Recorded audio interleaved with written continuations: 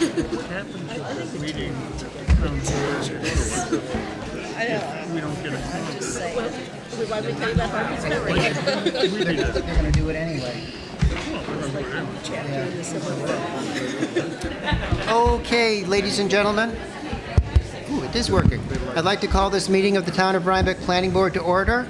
And I want to thank you all for coming. We're very flattered by your presence. We usually don't have such a good house. I have to ask everyone, please, you got to stop talking because there's an awful lot of you, and you're not going to be able to hear when people are up speaking on the different topics tonight, specifically the one I think you're all here for.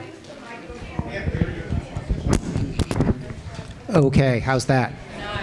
All right.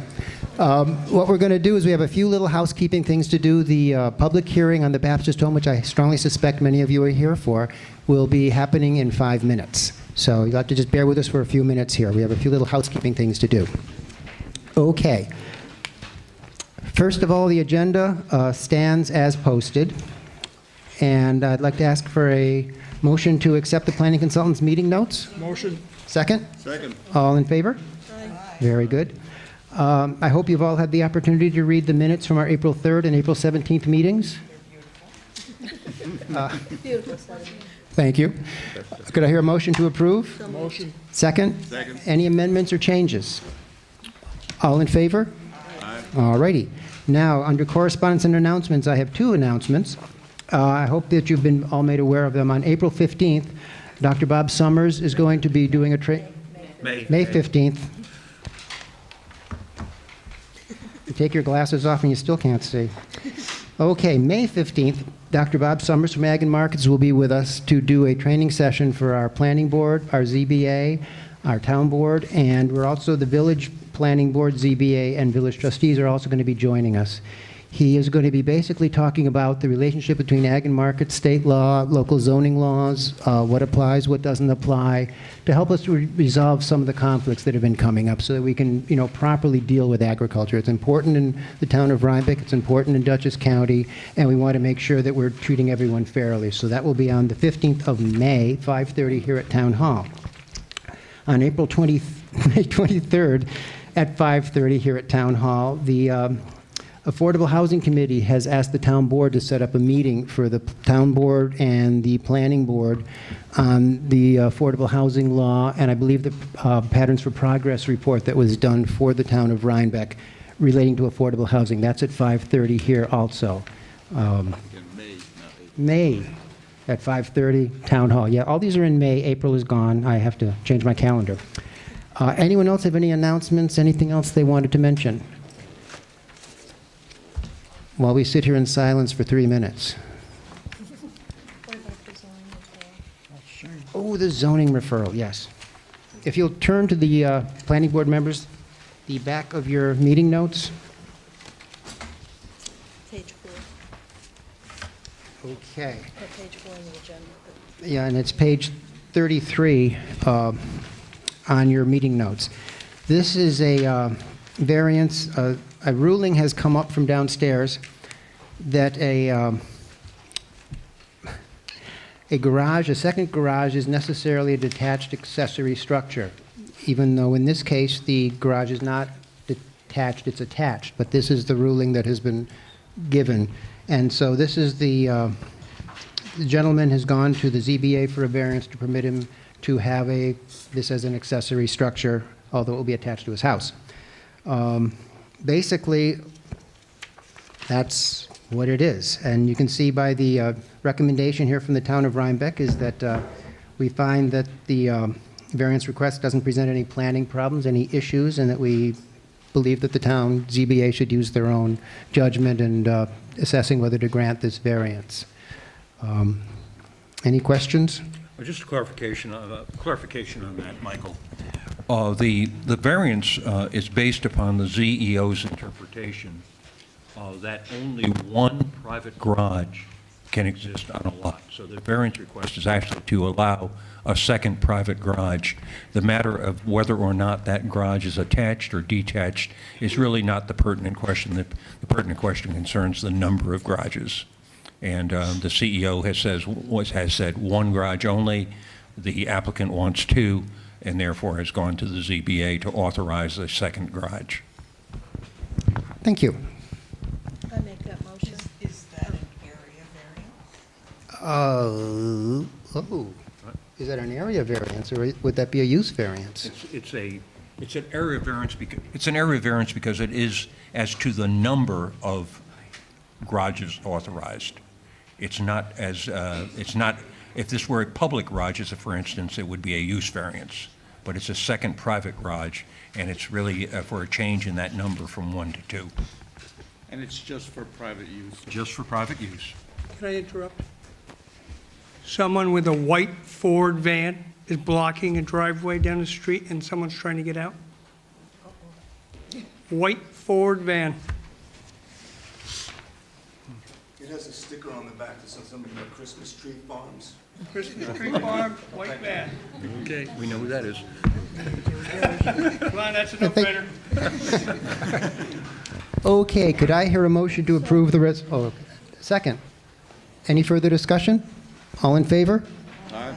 Very good. Okay, you got 6:35. All right. Blown that 3 minutes.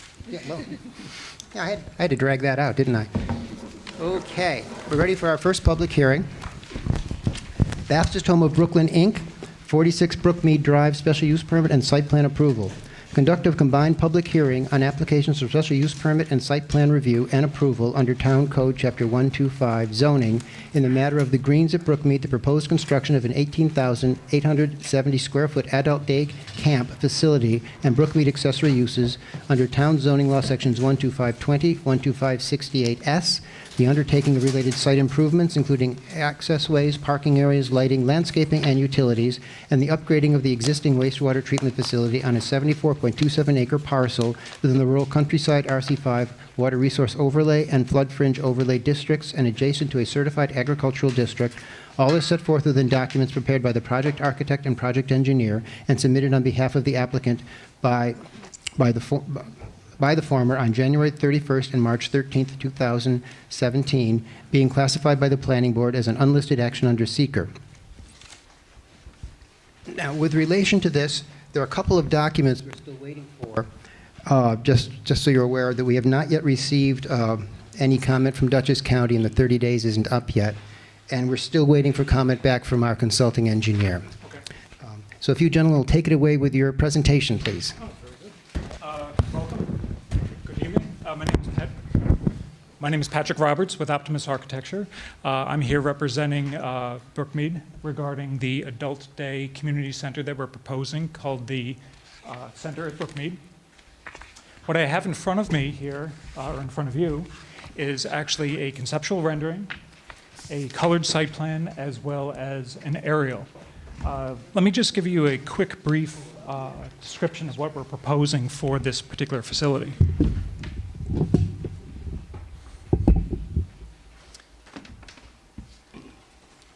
The existing site is about a 74.27 acre site that we are proposing an 18,000 square foot new community center. As you come in Brookmead Drive, you have the existing Baptist home, the existing terraces, as well as Arbor Ridge. The Baptist home is their existing skilled nursing. The terraces is their existing assisted living facility. And this building up here, Arbor Ridge, is the existing independent living. There's a series of existing ball fields here that are all on the opposite side of Landsman Kill Creek. As we come in Brookmead Drive on the existing loop, we're proposing to design 2 new parking areas, approximately 92 parking spaces total, to handle the existing or the parking needs of the community center. The community center is a series of different uses, one being an adult day. Say, for instance, residents that are living here in the assisted or independent living might have a spouse that might need care during the day. They might go out for shopping.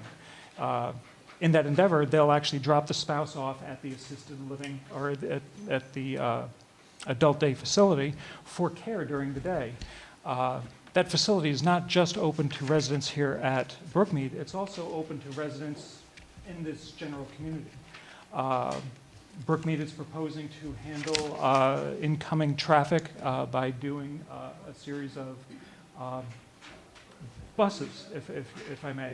The buses would actually transport users coming from the community into the area, so it would reduce the amount of parking needs. As far as the adult day is concerned, the adult day is conveniently located off the new parking area that we're proposing here on the east side, or on the west side. It's a facility that actually has a center atrium court that on the opposite side of the atrium court is the community center. The community center will be open for uses such as Boy Scouts, voting, other uses such as uses that Brookmead might have for meetings. So this area is going to be open for the community in general. The reason we located this in this section of the site, and it's aptly named as the center at Brookmead, is Brookmead, for their ambulatory clients and residents, it's a walkable site. They want to have the community center located in this location for a destination during the day. Say, for instance, some of the ambulatory residents might come over for a cup of coffee at the Memory Cafe. They might come over to enjoy the afternoon on the patio. It's really a destination focal point of their campus for the residents that are there on site. But again, one of the main functions of this is the adult day facility. If I may, I'll switch over here to the aerial view. In this instance, this is an aerial view. Route 308 is down in this direction when you first come in, and this is the existing wing of the Baptist home. As you come in, we've created this one parking lot over here, the other one that is not visible in this aerial, which is over here for the ball fields and use of the community center, is right about this area. As you come in this facility, you have the opportunity of coming in and actually parking, or there's a drive-up loop underneath the front area of the new facility that actually has drive-under canopy. You can stop, let your spouse out to go into the adult day, or whoever might be coming into the facility, or even picking them up at the end of the day. So we do have the drive-up loop. Immediately adjacent to that, between the Baptist home and the community space, is a service drive. There'll be a patio out in front with a fenced-in area for visualization and privacy for functions that are in the community room. You might step outside or sit out here during a nice day on the patio. There will be a patioed area out the back of the adult day for sole use of the adult day users. Handicap parking will be provided along the island immediately in front of the facility with a stamped concrete walkway and handicap ramps directly up to the main entrance. A series of walkways around the perimeter of the facility will allow other users to come in, maybe drop their spouse off here at the side entrance and come into the adult day from that end. The adult day, by the way, is actually an Article 28 New York State DOH compliant facility, which is the healthcare model, they call it. So essentially there is a fully functional adult day facility that is approved, will be approved by New York State Department of Health. The center spine that I had spoke of earlier, as you first come in the main entrance, has a series of other uses, hair salon possibly, exercise room. Down at the end is the Memory Cafe. It will also have access to the rear patio area, but that is the main circulation spine of the building, which segregates it from the actual community space. Otherwise, it's an extension of the existing walkways and sidewalks throughout the campus with cross-hatched areas coming across the drive. Again, it's a walkable community, allowing existing residents as well as incoming residents from the neighboring townships to have use of this facility for walking. What I have over here is actually a conceptual elevation or rendering of what the model would look like as you first come in the facility, standing out here, having a eye-level view of the building itself. The canopy that you drive under, the series of lighted and fenestration running around each of the 3 cupolas, running down the center spine. The adult day wing is here. On the opposite side is the community center. The architectural theme that we're going with here is going to match the existing architecture throughout the campus. Arbor Ridge and the terraces both have like a hardy lap siding, which is a cementitious lap siding. We're also proposing to do a centered wing in the middle that actually has like a cultured stone or a cast stone veneer. The roof running around the perimeter of the building will be a standing seam metal roof. And again, all these architectural elements are in keeping with the existing architectural theme already set up within the campus itself. Regarding some of the more technical aspects of the property, I would just want to bring to your attention that, again, there's the existing sports fields that occur off to the side, so they will remain in use. And we have a parking lot that's currently a dirt parking lot. Right now, we're proposing to pave that and actually have stormwater retention in the middle. And that parking will also be used, because it's close proximity to the community center, with a striped walkway connecting the two, allowing for accommodation of the required parking for its facility as well. With that being said, I would like to turn over the explanation of Brookmead itself to Karen Zobel, CEO of Brookmead. I would like to have her speak about what Brookmead does for the community and what some of the reasons why they're proposing this facility. Thank you. Karen, welcome. I can move this. I appreciate what Patrick shared with you about the buildings and the physical structure of them, but I wanted to briefly share with you, why are we doing this? Why is Brookmead interested in doing such projects and programs for the seniors? The Baptist Home will be celebrating 142 years. It was established in 1865 in Brooklyn, New York, and came up here in the late 1970s. In 1976, the doors opened as the Baptist Home of Brooklyn, here on the Brookmead property, and it served the needs of 120 skilled nursing residents. It has since expanded and added the terraces and assisted living. I do want to remind everyone, it is a not-for-profit organization, and our board members continue the mission to serve the needs of seniors. So some information I'd like to share with you. Elder caregiving is recognized as a key element of everyday life for millions of families throughout the United States. Adult daycare is an important care option for families as they transition into the role of primary caregiver for their loved ones.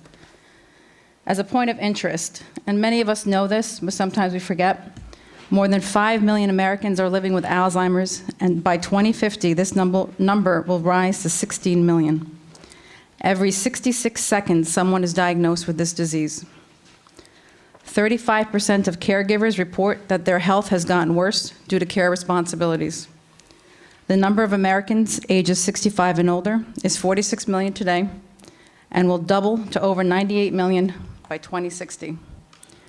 Rhinebeck specifically has a median age of 52, significantly higher than other towns. In greater numbers than ever before, caregiver family members face a crucial dilemma between creating and maintaining a healthy life balance for themselves and for their elderly family members. For many caregivers, finding the balance between caring for their loved one and living a normal outside life for themselves can be incredibly difficult. Family caregivers often become overwhelmed by the sheer amount of work they face when caring for their loved ones. Between medicine, schedules, physical stress, and the lack of proper care knowledge to meet ailing senior needs, caregivers often find themselves unable to handle the day-to-day demands while also juggling their own responsibilities. The Brookmead medical model, adult daycare, is an important source of respite care, providing comprehensive programs, specially tailored to adults who need supervision and assistance during the day. It will offer social activities and healthcare programs for adults with physical disabilities and cognitive impairments, while supervising seniors who are frail and unable to be alone for long periods of time. Being a part of this program allows the individual to live at home, while also receiving the crucial required daily care that many families can't provide. Families can avoid and delay the difficult decision to move the elderly relative to a full-time assisted living or a nursing home if an adult daycare program was in place. Caregivers can have a peace of mind and a deserved break from the daily struggle of meeting their family members' needs and balancing their own responsibilities. There are many benefits of the adult day program. It preserves independence, promotes social and cognitive function, safely engages seniors in appropriate physical activities, creates routine and daily expectations, improves senior health and quality of life, and it provides social interaction. What are the benefits for adult daycare for caregivers? Reduces stress, improves participant and caregiver relationships, reduced anxiety or guilt, peace of mind, financial relief. Adult daycare is often less expensive than in-home medical care or full-time rehab, and the freedom to continue working and an improved quality of life. When an adult loved one loses the ability to care for him or herself, families can be forced into a difficult position to make tough decisions. Adult daycare is an option that allows the family member to live at home while the caregiver simultaneously maintains his or her daily activities. The Brookmead Adult Daycare and the Brookmead Center will be there for the seniors of Brookmead, Rhinebeck, and the community at large. On behalf of our board of directors and our staff, I thank you all for coming out tonight to support the Brookmead community. Thank you.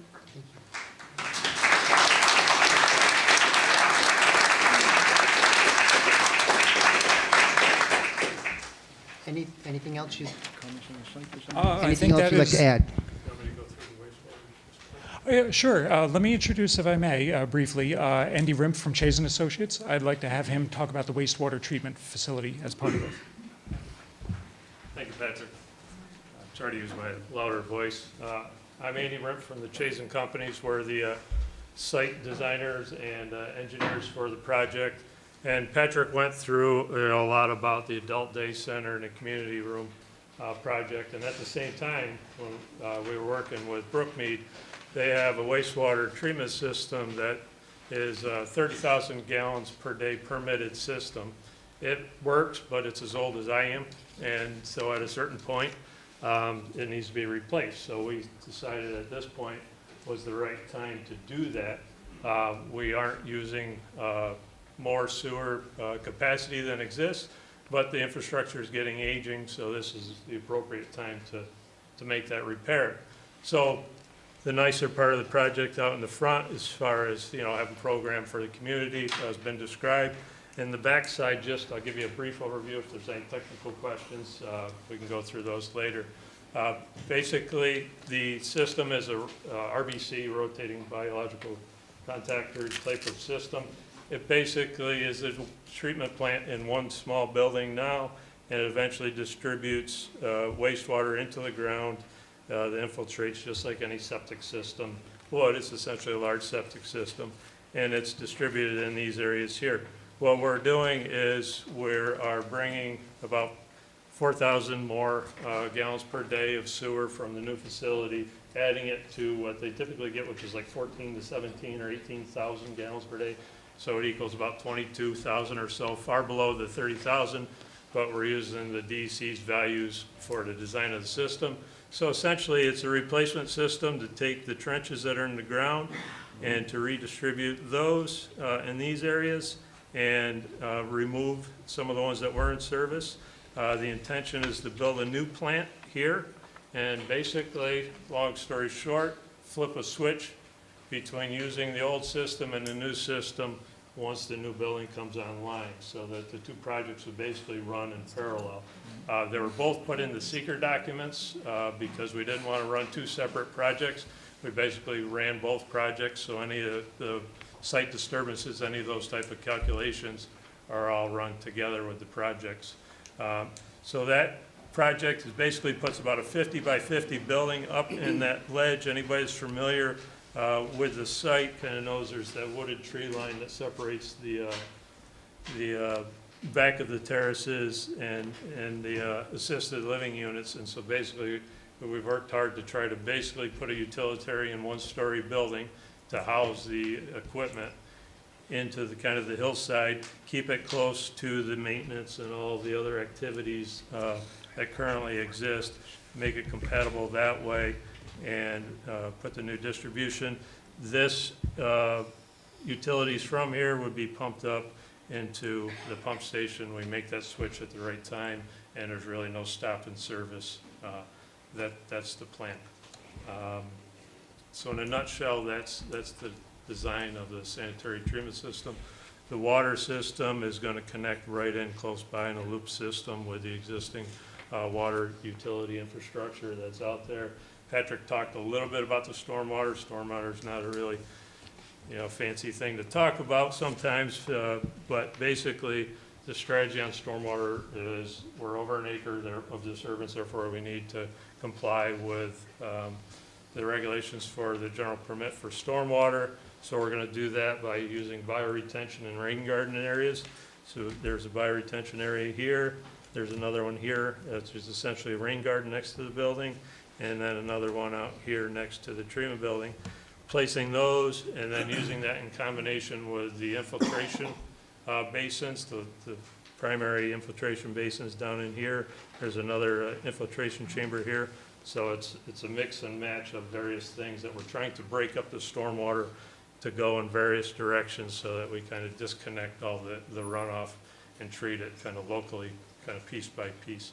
So everything complies with the regulations as far as design. I'm sure the town's engineer will have some comments and feedback, but in general, that's the description of the system. Some of it's infiltration into the ground, and some of it is bioretention, but basically trying to avoid, a big stormwater pond per se, meeting pre and post rates for runoff and water quality treatment. So that's the utility systems in a nutshell. Andy, what's the status of the submissions and/or approvals by the Health Department and DEC regarding the wastewater treatment plant and the stormwater pollution plant? Good question.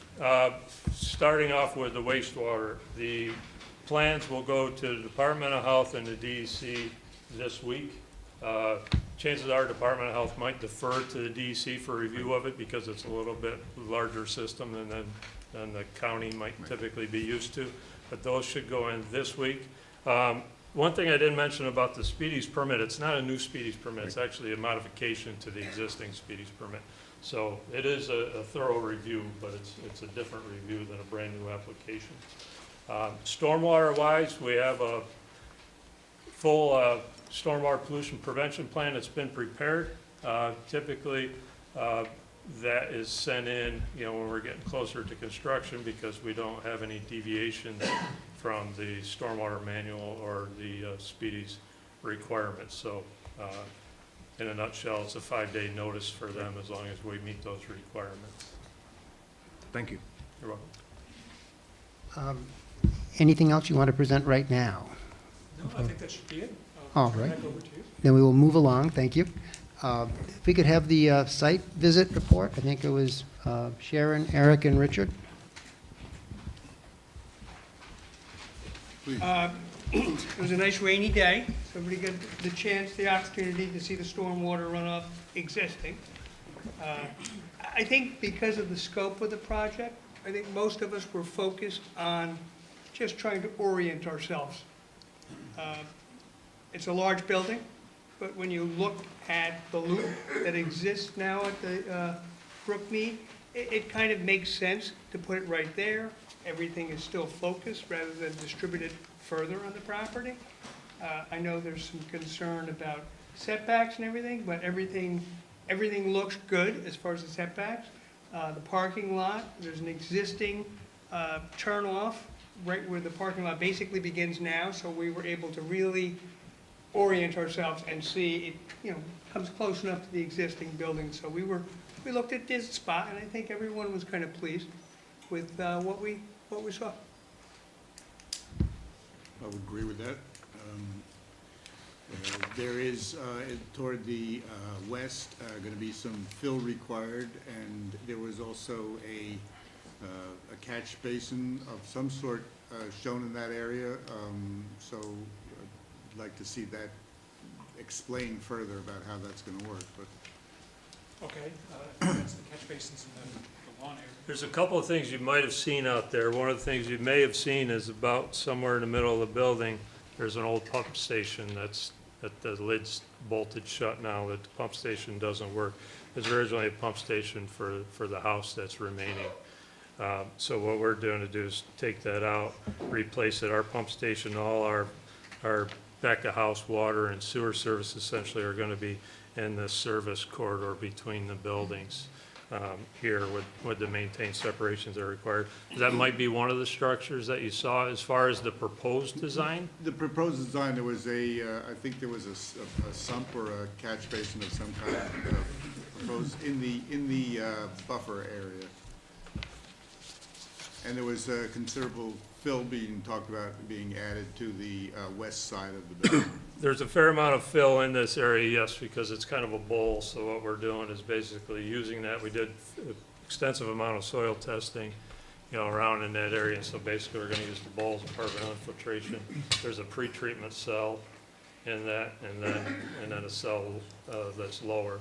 So the outlet of that system is essentially the same drainage direction that's going now. So no Meaning water will be changed to, the flow will, the water on Flow the rates site will meet not at that change point. from where it is. Correct, that's Right. what our requirement is. Any of the flow that's kind of coming down through this way, we have to match that at that point, so All that's right, what that we'll be was doing. my major concern, in the fact that that fill was being added. I didn't know if it was gonna add to the amount of flow coming off of that area at all. It'll be stabilized to do that during construction. Am I correct in saying the fill is actually what the excavation will come from the basement? They're gonna use that to create the, help with the flow? That's the intention, yeah, as the building sits in there, there's a nice kind of roll to that. When you drove up, you'll notice that the roadway kind of rolls up when you're driving, the slope of that roadway, is 3-4%, in that range in here, and so what we're intending to do is, because we have to match all this, and as Patrick said, everything has to be a walkable community.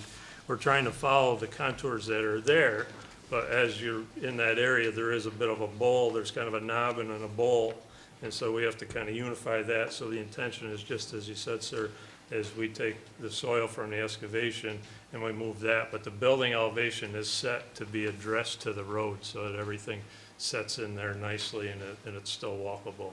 So that kind of starts at your elevation. So if you're standing at the road, you kind of get a good feel for what the base level of the entrance of the building is going to be if you're right in front of it. Sharon? Yes, it was a very rainy day.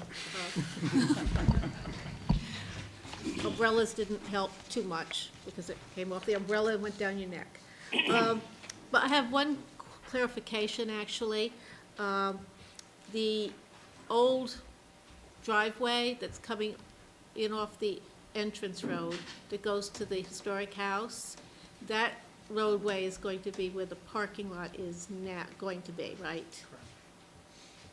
That's, The existing roadways where the new parking lot. The new parking lot will be. Designed. will there still be, like if you looked at the parking lot, that I didn't think to ask when I was there, it doesn't even have to be a paved road, but a road bed that would provide access to the historic house, since it is a building on that property? It is a building on the property. Right now, we are not proposing a road to connect from the parking up to there, but I might divert any questions to Karen or potentially John if he wants to answer how that might come into play later. But right now, the design is that there's no connection from that parking lot to the road there. There is an existing loop, however, off of the opposite side. Right. So it's not an internal connection, but there still is connection off But there Route would be no 308 access to the building from from the the property that parking it's lot, on? no. I guess the question I just heard was, what if there was would fire equipment be able to get up to that old building if necessary? Well, we did meet with the fire department, and they reviewed a number of items, one being, what if there was a road there, and they did not demand, they said that was not going to be a requirement. They thought about that, but the fire trucks can apparently fight the fire from that parking lot. As far as what they required was the location of the fire hydrant, which we placed per their comments, as well as placing the fire lane signs along the Brookmead Drive. But when I met with the fire department, they did not make the connection up to that building a mandatory requirement. All right. Next, if we could get the comments from the CAB. Good evening, Robert Donaldson, Town of Rhinebeck Conservation Advisory Board. Back on April 12th, Melanie Gates and myself, along with the Planning Board representatives, met with Patrick Roberts and members of the Baptist Home Administration, and we conducted a site review. And I'd like to thank Mr. Roberts and the Baptist Home officials for being there and answering many of the questions that we presented.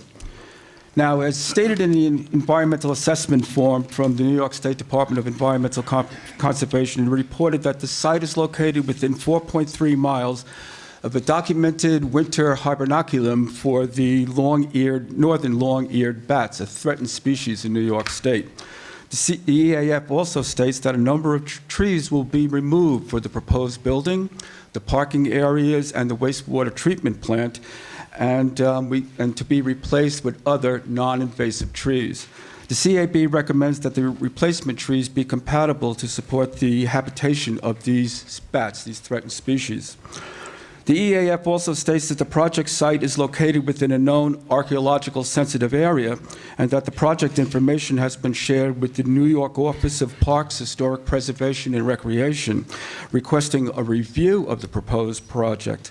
The CAB recommends that any commencement of the ground construction phase of this project be placed on hold until this agency presents its findings, and such findings be shared with both the Planning Board and the Conservation Advisory Board.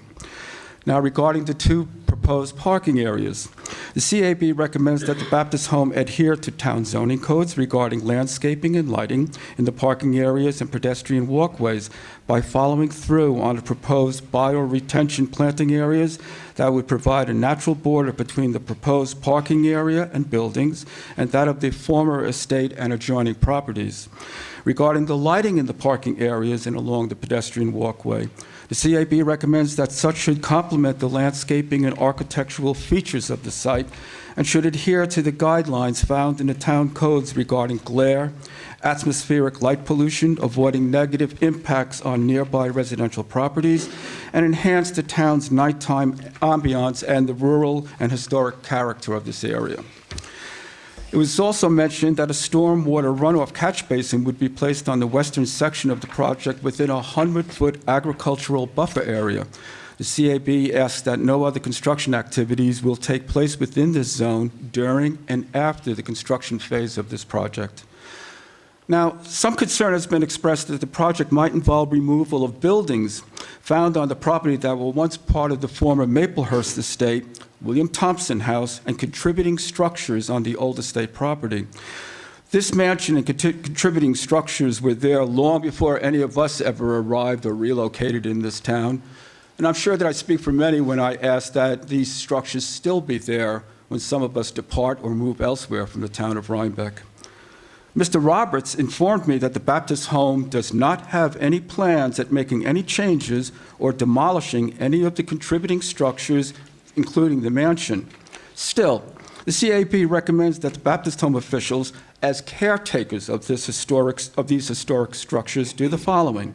1, upgrade and maintain security devices within the buildings and on the property that will protect such from the dangers of fire and acts of vandalism. 2, in its yearly budget, provide the necessary funding for yearly maintenance that will protect the mansion and structures from destructive rot and decay. I would certainly not want to be here years from now and see officials from the Baptist Home before this board seeking a demolition permit for any of the structures that have become an unsightly nuisance or a danger to the residents of the Baptist Home. In time, perhaps, one of the historical or conservation societies of our town will work with the Baptist Home officials at restoring the William Thompson house and property to the grandeur it once had, thus preserving one of the town's historic resources. Now, regarding the construction of this new wastewater treatment plant, I expect that the expanded facility will meet the statutory and regulatory requirements from the state and the county and the town of Rhinebeck. However, there is still another issue that recently has come to light regarding the discharge of treated water from wastewater treatment plants. In the past 2 months, a number of articles have appeared in local town and city newspapers regarding the increased amounts of pharmaceuticals found in the Hudson River. The source of these pharmaceuticals, called micropollutants, are attributed mostly to the discharge from wastewater treatment plants. We have certainly become a nation of pharmaceutical drug users. Just look at the plethora of advertisements on television each night, all right? Advertising medicines for diseases, some of which I've never heard for, and the drugs of which I can barely remember the names. It's, aside from the positive effects of these drugs, all right, the ads are accompanied with a litany of negative side effects that makes me wonder why on earth anyone would risk psychological or physiological harm along with the possibility of death by taking them. It is these chemical elements of these negative side effects of which the CAB is concerned and why I am taking the extra time to address such tonight. Now, to the best of my knowledge, there are no federal, state, or local laws regulating forcing treatment plants to install filters or other devices in these plants that would prevent the discharge of these micropollutants in the treated wastewaters that enter our streams and rivers. These micropollutants entering our streams and rivers are resulting in internal abnormalities found in fish tested in the waters of the Hudson River. What effects, if any, might these micropollutants have on the people who consume the fish from these streams or drink the treated water supplied by the village? I'm certain that the Baptist Home follows strict standards with their residents at properly disposing prescription drugs by not flushing them down the bowl. However, it cannot stop the drugs from entering the treatment plant through human waste. Unless the treatment plant is designed and equipped with filters to filter out these drugs from entering the area that will flow into the Landsman Kill via discharge water, these micropollutants will continue to flow into that stream, entering the fish and wildlife that live in and along the banks there, and eventually entering the Hudson River, the source of the treated water that enters the local homes in the village and elsewhere in the town. The CAB asked not only the Baptist Home officials, but also officials from all the other medical and residential facilities in this town to explore ways at reducing or possibly preventing these micropollutants from entering our streams and eventually into the Hudson River. Doing so, the Baptist Home will be setting a beneficial precedent, a precedent to be followed by all the medical and residential agencies in this town that could be discharging such pollutants into our streams.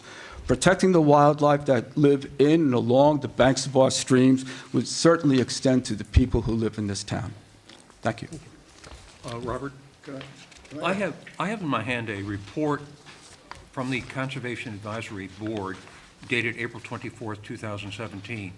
What you just read seems to expand greatly upon that report. Was there a supplemental report submitted by the CAB? No, I think I was hitting on the main points there about the historic nature of the buildings. I'm saying that the report, that what you just read is probably twice as lengthy, if not longer, than the CAB's report, and I'm asking whether the CAB has submitted a second report. No. Do you want me to send it? Is that being submitted, what you just? I will do that tonight. Yes. Thank you. As the CAB's report or your report? I will make it an addendum to that report that was submitted last week. Okay. Thank you. Yes. You mentioned adding filters. Do any such filters exist for these chemicals? I don't know. It's you know, maybe. We're asking for I said to the best of my knowledge. Yeah. Not exist.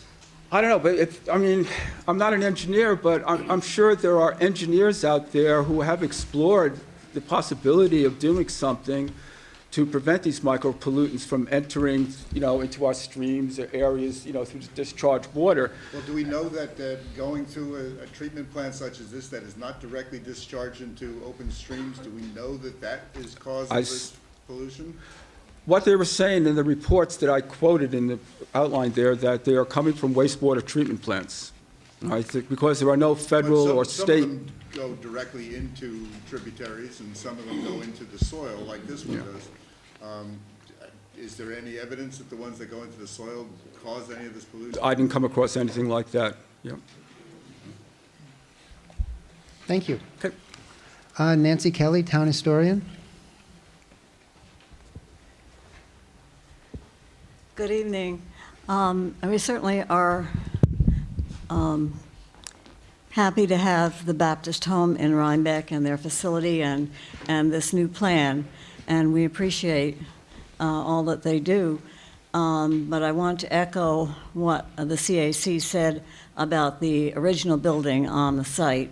And it was after the home was started that the building was surveyed, and it was in that time described as in very good condition. And I'm concerned that the building does not look so well nowadays and may continue to deteriorate unless some concern is expressed and a plan put into action, whether that plan would be for the Baptist Home to have a use for the building or whether they would subdivide enough property to sell the building and have someone who can really maintain it and appreciate it as the owner. But as town historian, I want to stress to you that it's a very important building and should be considered. Thank you, Nancy. Okay, now we come to the part I think you're all waiting for. We'd like to invite public comment. There are a couple things because we have so many people here tonight. And just to have mercy on the planning board, we have 17 items on our agenda tonight. What I'd like to do is ask you, first of all, specifically you have issues that you believe you want the planning board to consider and look into. We definitely want to hear those. That's what really the public hearing is for, to make sure we don't miss anything. It's perfectly okay to get up and say, we support this. We love the Baptist Home, but if you could do it succinctly, because I think a lot of you want to get up and do that, and I want everyone to have a chance to speak. Also, so you know, this public hearing will be continued because a number of the reports we're waiting for from the county, from engineers, I think from what the gentleman said, that there are a couple more things they're going to be submitting have not yet arrived. So we have to keep the public hearing open until we've received everything. So there will be another chance to speak if you would like. So what I'm going to ask you to do is if you could sort of hold up your hand if you wish to speak. And what I will try very hard to do is give everyone a chance. If you've spoken once, please let everyone else speak before you get up to speak again if there's something else you wish to say, so that everyone has the chance. I'm sorry? And don't repeat what somebody else has already said. Well, they can say, I like it, and I want to support it. They can do that. So, Raise their hands. but, just, be considerate of one another, and we will do our very best to give everyone a chance. So, having said that, I will start on this side of the room, because I'm going to go from left to right. So, who would care to speak? Yes, sir. My name's Tom Mansfield, law firm Mansfield, Gautier, and Rosenthal. We submitted a letter, which I believe, does everyone have a copy of about the driveway? Yes, we do. I have extra copies here. We represent the neighbors to the west, Trimper, Saltzman, and Janet Tiberio, who live basically just off the property, just west. And in general, they have no problem with the proposed plan. Setbacks are fine. They've been good neighbors. They've worked things out and whatnot over the years. There's really just one very specific issue. You raised it briefly about the road that's there now. And there's basically two accesses to their house. There's the directly out. There's a driveway that's owned, basically the property line goes right down the middle between them and Baptist Home. And it includes an old stone bridge that is only rated at 3 tons.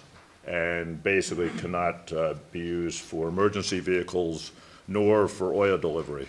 So for basically for years, they've been using the Brookmead access road that now is going to be gone with the new plans. I have a sort of a beat up picture of what it looks like now if you want to pass this around. There's that one that's basically circled on there. This is this is 308 out there. So this is the current road. And that's how they've been getting oil delivery. It's also the only access for emergency vehicles and oil delivery to what I call the Maplehurst. I'm not sure if that's the same as what you've been referring to, but the abandoned house or whatever it is that's there now. We've had discussions with them and with Mr. Marvin, their attorney, and we're hoping to work something out, but our initial discussion was to run maybe even just a gravel road. I think it's like 40, 50 feet. Basically, it'd be from the corner of the parking lot.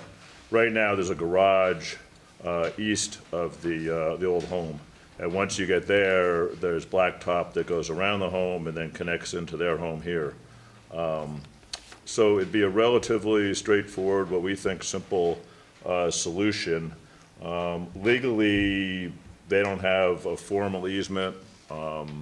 We've been trying to cooperate, whether it would be an implied easement because they've been using it that way, pretty openly for a number of years. We hope we don't have to go there, but basically what we're asking is that the plan be amended so that even a gravel road, paved, but basically wide enough for emergency vehicles, and most importantly, for oil delivery, because there's no way to get oil trucks over the bridge. Well, there has been talk of redesigning, rebuilding the bridge. It's DEC wetlands. It can be done. The estimates we have now are at least into the six figures, and long term, that might be the permanent solution. We're concerned about, once the construction begins, the current road that runs basically right through the construction site. We're not sure when in the construction phase that road will be cut off while they're pouring fill and foundation work and all that. But at some point, once this is approved, possibly before next winter, that road will be gone, and there'll be no way for them to get oil deliveries. And any emergency, it's father, daughter, and grandson live there now.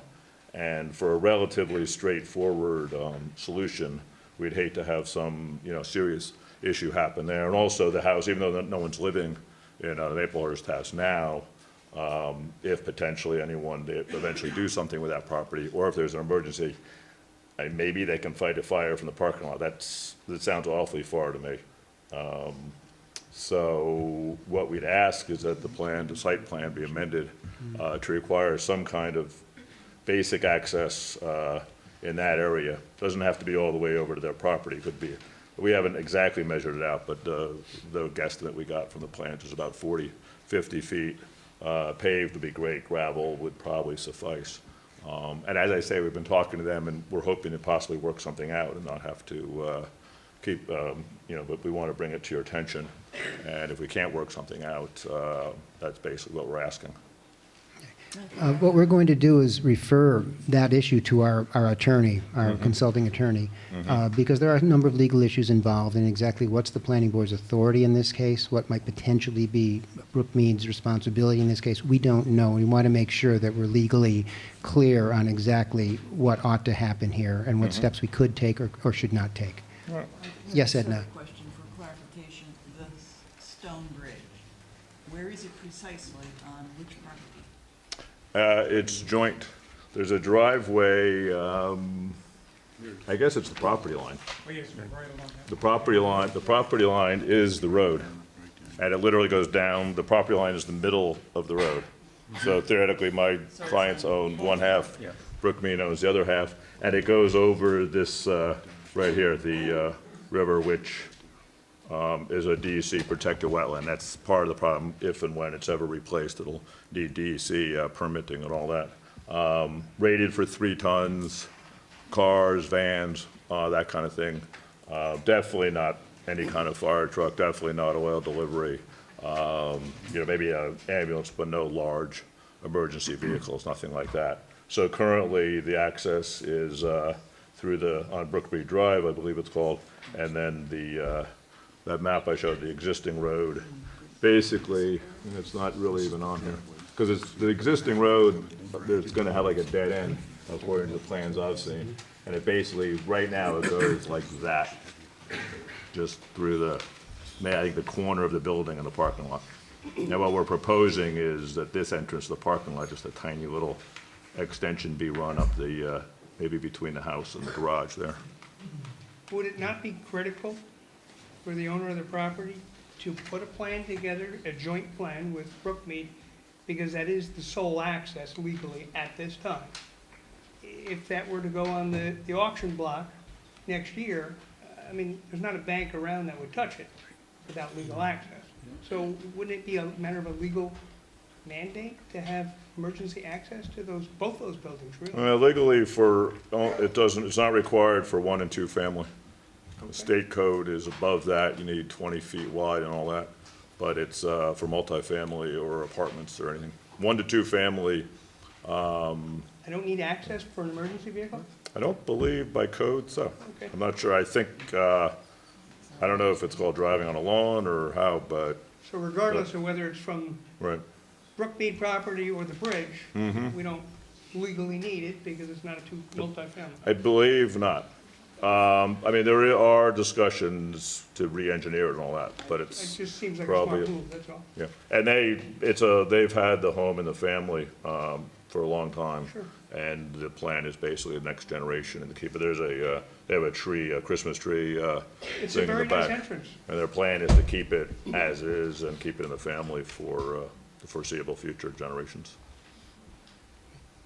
Thank you. Okay. Yes, Jesse.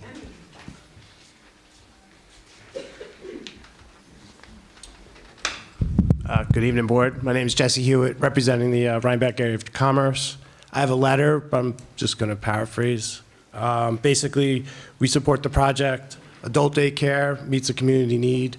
We'd like to see this project approved. Thank you for your time. Jesse, do we have a copy of that letter? I'm going to give it to Gretchen. Very good, thank you. Yes, in the back of the room.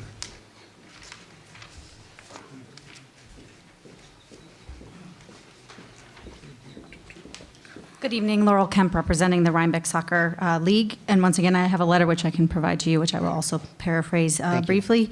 Basically, the Rhinebeck Soccer League subsides with the Brookmead community's mission to help Rhinebeck's aging population enjoy a full life with healthy and dignity is noble.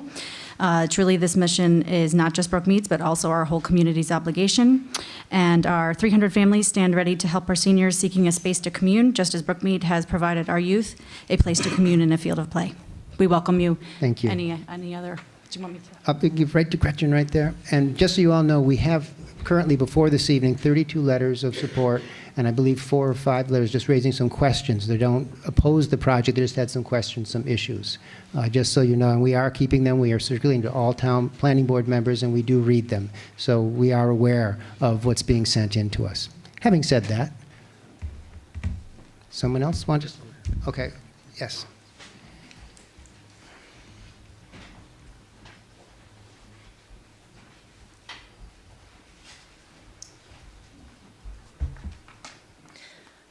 Hello, my name is Janet Tiberio, and my family owns and operates Saltzman Christmas Tree Farm, which is located directly adjacent to the proposed Baptist home development. As noted in the 1915 Dutchess County Agriculture and Farmland Protection Plan, and I quote, "Agriculture has been and continues to be one of Dutchess County's primary industries. Our economy, rural landscape, community character, environment, health of residents, and overall quality of life are all uniquely and positively affected by farms operating here." This executive summary goes on to state that agriculture is an enterprise unlike most other businesses because its reliance on large swaths of land, which are often located adjacent to very different land uses, may place farm operations in conflict with neighbors. I'm here today to ask that the town and our neighbors, in making decisions regarding this project, take into account the value that our particular farm adds to our community, and to act in such a way as to support both the development of the adult daycare center as well as the viability of our local farm business. Our farm is a family-run choose-and-cut Christmas tree operation located on approximately 25 acres of land, 1 mile outside the village of Rhinebeck, within Ag District 20. My father has been farming this land, first in vegetable and sweet corn production, and more recently in Christmas trees, for the last 40 years. I am proud to say that the past 4 years have seen a marked increase and growth in our business, from approximately 260 visitors in 2013 to over 500 visitors last year in 2016. This doubling of farm visitors, I believe, pays testimony to the increased demand in our area for locally grown products, as well as to what I believe is the quality product and rural-friendly farm experience that we are able to provide to our customers. During the 2016 season, our farm, along with 3 others, was named one of the most loved Hudson Valley tree farms by Visit Vortex magazine. As a farm operation that relies on direct-to-consumer sales, I feel very strongly that we fall into the growing trend of agritourism in our region. Visitors come to our farm not just to buy a tree, which you could do anywhere, at Home Depot or anywhere, but to experience a family activity that they can enjoy together outside in a rural farm environment. My particular major concern is that a new development of an 18,780 square foot footprint center, including a parking lot, within 200 feet of our farm, with no visual buffer in sight, will negatively impact the rural character of the farm, which plays a large role in the foundation and vitality of our business. The Rhinebeck Town Zoning Code 125-49D states that buffers to agriculture are required. Such said strips may consist of vegetative screening, woodlands, berms, or natural topographic features, and when required should be no less than 100 feet in width, and may be required up to 300 feet in width depending on the type of adjoining agriculture farm use. It shall be the responsibility of the applicant, subject to approval of the planning board, to provide an effective buffer. I'm speaking today because I believe that this development certainly calls for the creation of such a vegetative buffer, which is not in the plans. They did leave a nice buffer, 100-foot buffer strip, but there's no landscaping whatsoever. And I have a photo that shows this is our farm, and this is the first bit of trees growing that you would see visiting our farm. This is the road you would walk in if you were to come by a tree. I'll pass this around. You can see the existing Baptist home nursing center here, and there is trees, but this up here is all lawn, and it would just be lawn between our farm and the new development.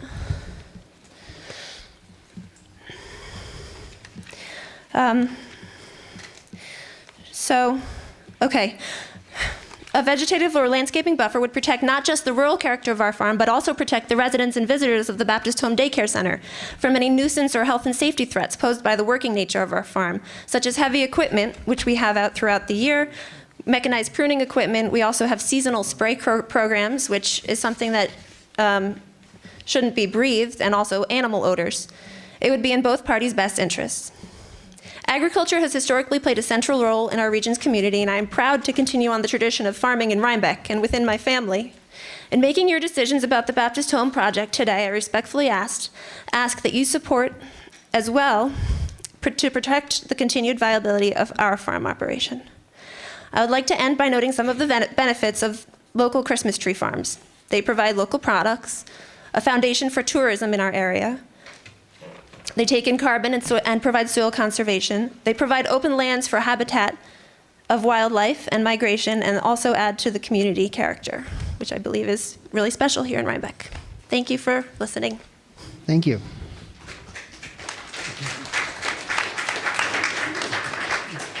Yes, sir.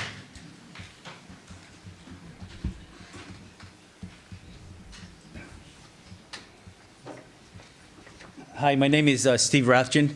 I was born and raised in Rhinebeck in 1960, so it makes me 56. And I'm a supporter of the Baptist Home Project. I've been working with U.S. Foods for 31 years now, and if there's any facility to emulate, it's the Baptist Home. This probably is one of the nicest facilities from Albany to New York City. The continuum care that they provide, again, the hats off to the original people who came up with 70 acres to be able to think about the future. And the Baptist Home, like you said, it was, 40 years ago or so that it came into creation. And then they brought in the terraces and the arborage. So it's a continuum care. A couple years ago, I go to church out in Clinton Alliance Church it's on Center Road in Rhinebeck, and we actually had an adult daycare one day a week for seniors, mostly out of Rhinebeck, that came out there that we provided our youth center for, and an organization out of Kingston called Always There provided the service and the accreditation that the state needed. When I read that they were creating an adult daycare here in Rhinebeck, I was really excited because a lot of my other facilities that I take care of across, the Hudson Valley have an adult daycare because it's a need in the community to provide that for folks before they have to go into like an assisted living facility or into a skilled facility. So what they do is incredible. And in my business, again, I take care of hospitals and nursing homes and drug rehab centers and colleges. We see the forecast that the next 40 to 50 years in the healthcare arena is just going to be going through the moon. So that's why so many folks are building facilities all over the state, all over the country. And it's important that, we support it. I think 70 acres is definitely big enough to provide a buffer for everybody, and at the same time, the facility it's a beautiful facility. And if nobody has ever been out there to look at the facility, they're nicely landscaped, they're well maintained, the lawns and the shrubbery, the people that work there, it's an incredible place. And if I had an elderly parent, that would be the first place that I would want to put them, because it's first class. Thank you. Thank you.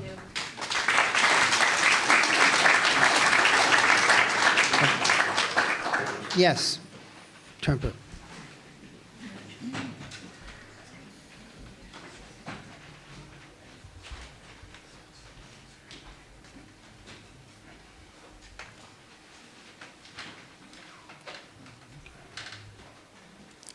Yes, my name is Tremper Saltzman. My daughter Janet pretty well covered everything, but there are a few issues that I would like to share with you. I previously submitted a letter to the Rhinebeck, to you folks, the Town Planning Board, and there was a letter of agricultural concern. So with your permission, I'd like to read a portion of the letter, if for nothing else other than just for the public record.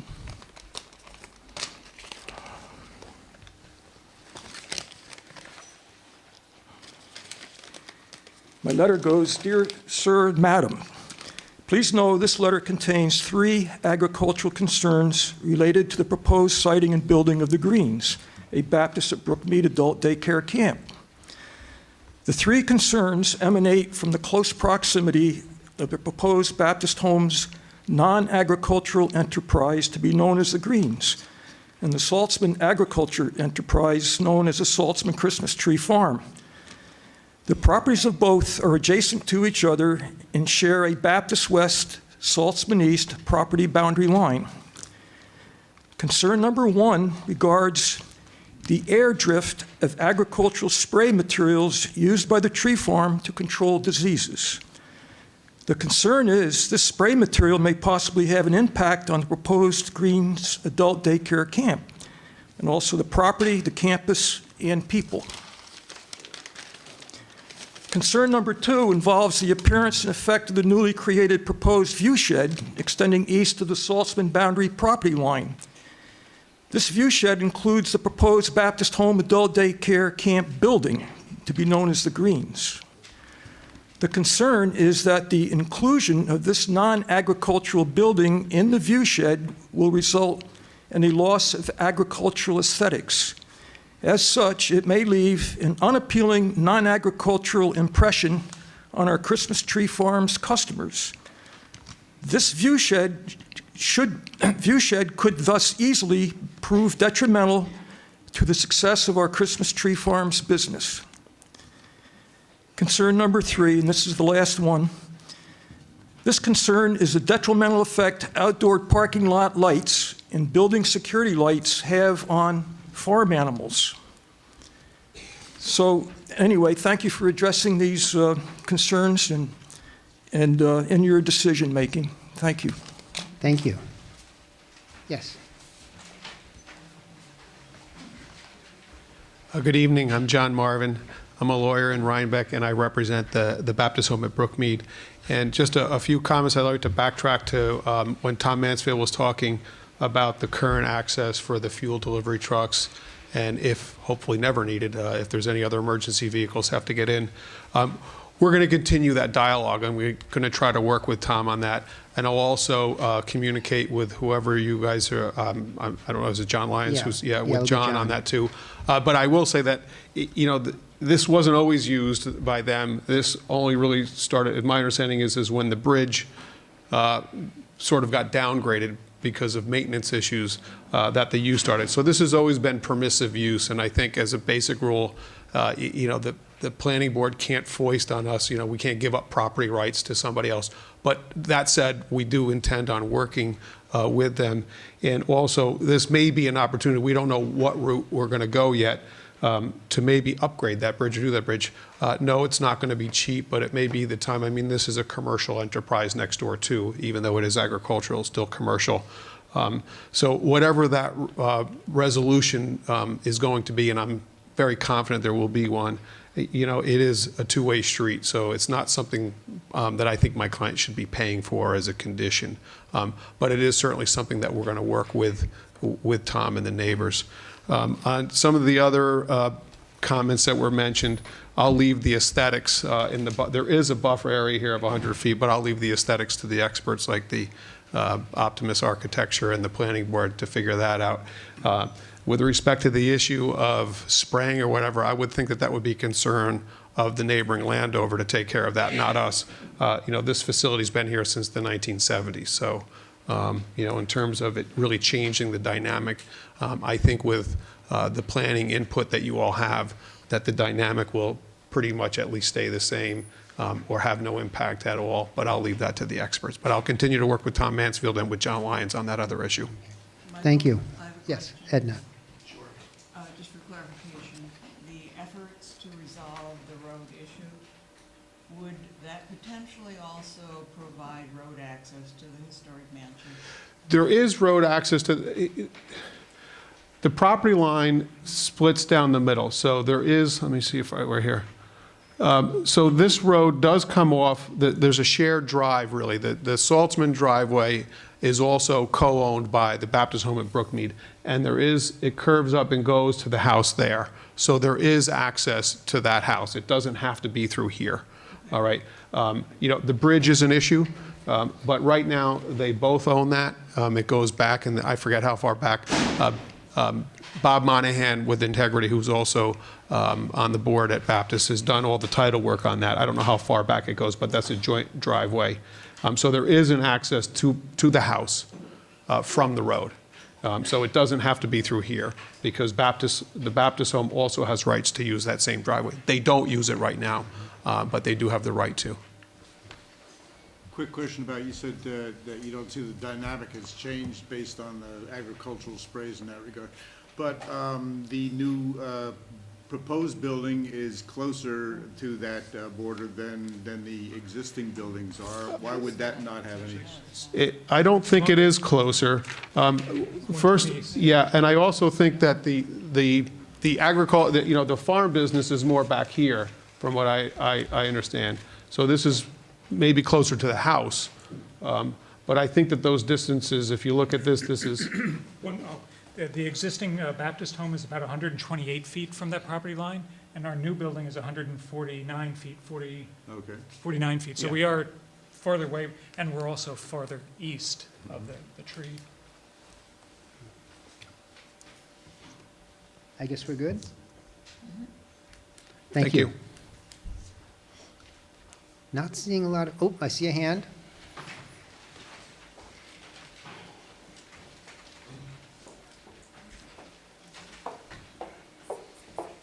Good evening. My name is Jane Odell Miller, and I don't have any letters or pictures or anything, so you'd be happy to know that. Well, that's all right. I'm just here in support of the senior center because I do have a mom who's 90 years old who lives at the Baptist home.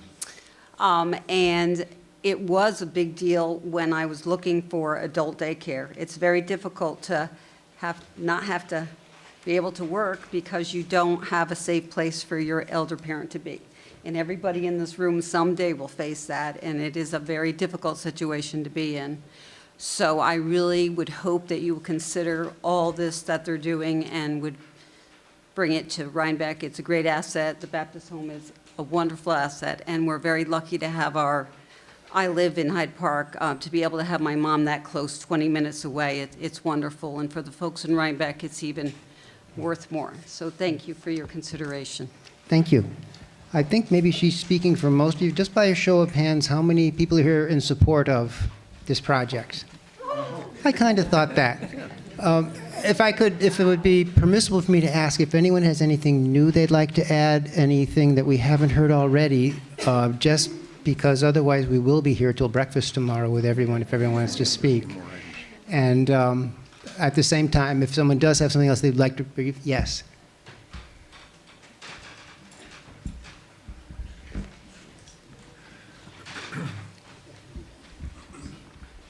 Chairman Trumbull and the rest of the board members, I'd like to speak of the Baptist Home. I've dealt with them for over 35 years and also being involved in Rhinebeck Soccer League. The Baptist Home has been gracious enough to allow the children and youth of the community to use that facility for many years. They also bring in the high school students that need their graduation credits for school to work program. They employ a lot of the people within the community, and they've done an outstanding job as far as I'm concerned. I've had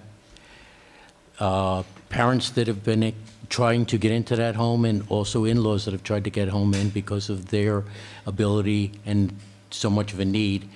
We couldn't do that, but I would just like to see if the board would think positively on this project, and I think it would be a venture that would help the total community. Thank you. Thank you very much.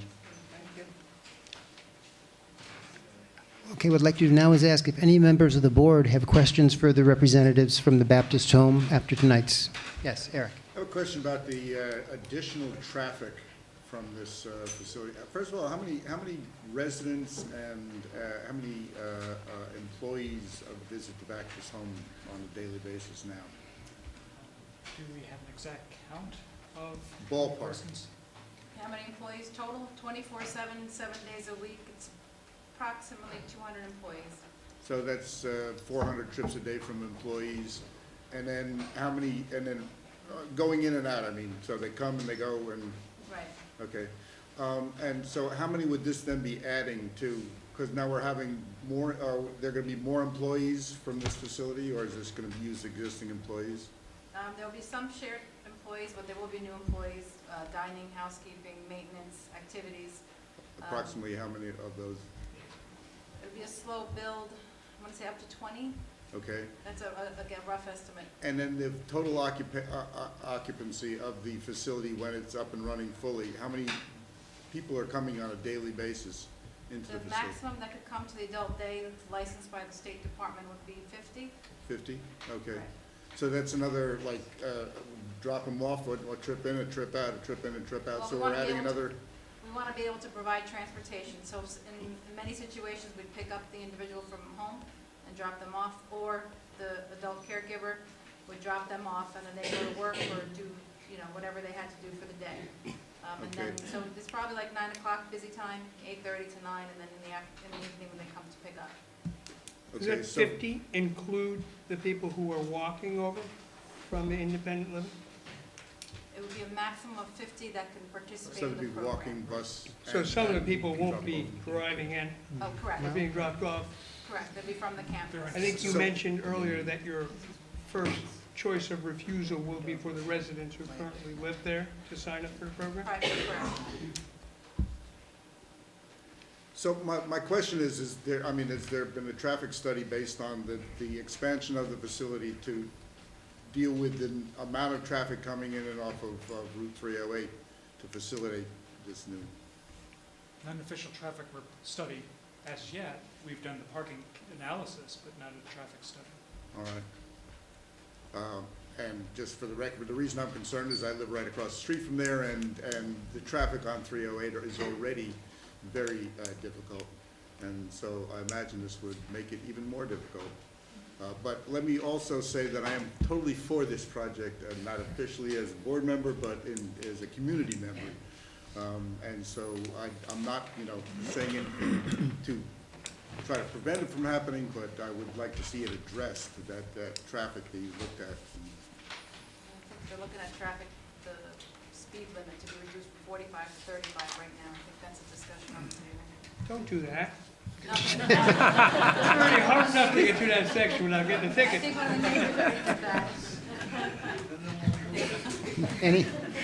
Any other board questions for tonight? Melody? Just a couple clarifications. You were talking about kind of turning the switch on and off with the old treatment plant and the new. Maybe I missed it, but do you have plans for the old building when you turn that switch? The old building right now, the plans, as presented right now, the plans are to basically cut and cap the utilities, take the infrastructure out of the shell of the building, and leave the shell of the building, you know, intact for use as storage. It's a preliminary discussion still ongoing with the client, but that's the current. So ultimately, your plan will be specific as to how that building will be used in the future? Correct. We just have to verify that. Okay. You talked about the community room and its availability to the public. Just Come to the microphone, please. She has the microphone. No, the gentleman, when they answer. Yeah, many of the people can't hear you when you make your responses. So you talked about public use of the community room. I'm just clarification, is that for a rental fee or is that for community purposes? They just sign up for the space? How do you see that being used? Can everyone hear me without a mic? Yeah. A little bit of everything that you said, Melody. Right now, the community is using our Arbor Ridge multi-purpose room. We have voting there, we have blood drives that are there.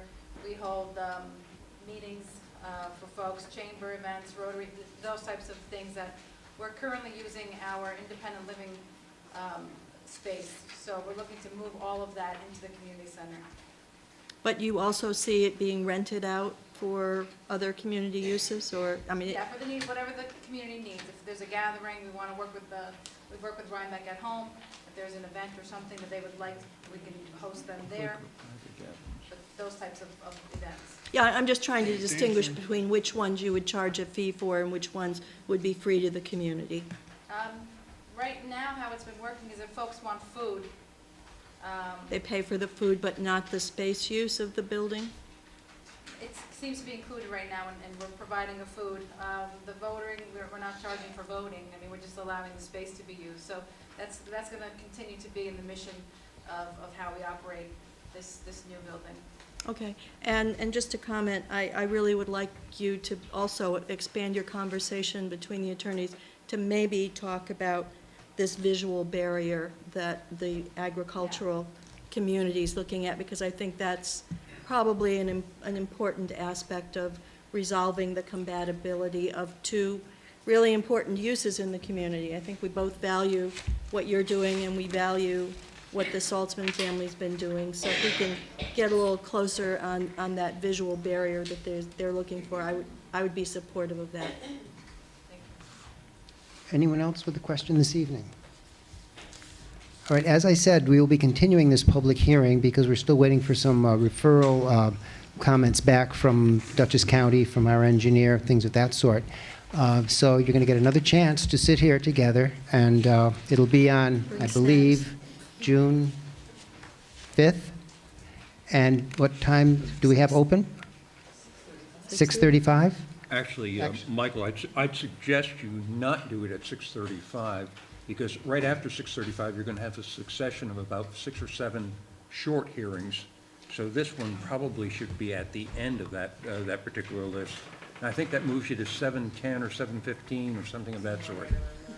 Yeah, because otherwise we'll have the same Well, to be situation we able do to this evening. determine the exact Yeah, time when we get through some other things. Well, And they're- we'll make- They're all, yeah, pretty much. You have a question? Yes. I would like to say that it would be nice if all the seats were facing forward. So half of the seats are facing forward, half Yeah, of the seats are facing. they are. Well, I think in our defense, and that's a good point, is we very rarely have more than 3 or 4 people wanting to come and listen to us. So, but it's a good point. So come early next month and change the seats. And I want you to know, we welcome you all here. We're grateful to have you here. This shows a lot of support for Rhinebeck, for important facilities in Rhinebeck, for the people of Rhinebeck, and that's really one of the things that makes our community so special. So thank you all for coming. Michael? Yes, sir. To give it a chance, schedule this for 7:30. Okay. Okay. While the room is emptying, could I hear a motion to continue the public hearing until June 5th at 7:30? So moved. Second? Second. All in favor? Aye. Very good. We'll take 3 minutes here. My wife broke down with my car. I'm sorry? My wife broke down with my beautiful old BMW. But that's the beauty of Buy a new one then. She's not gonna buy me that. She's already got a good car. Now I'm just trying to finagle a way to get out of having to drive all the way to Pauling to pick her up. Thank you very much. I'm going to follow you. I was gonna say. 1 a.m. Right. We heard you're his neighbor. I There are 13 stopped and eat items. somewhere and then dilly-dally. Oh, Francois, how are you? I know, yeah. Yeah, that's what I was telling Patrick. I said, geez, I totally forgot. Ours is gonna be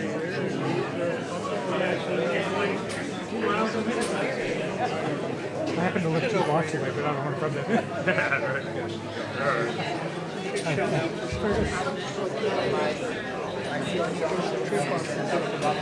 Oh, really? Yes.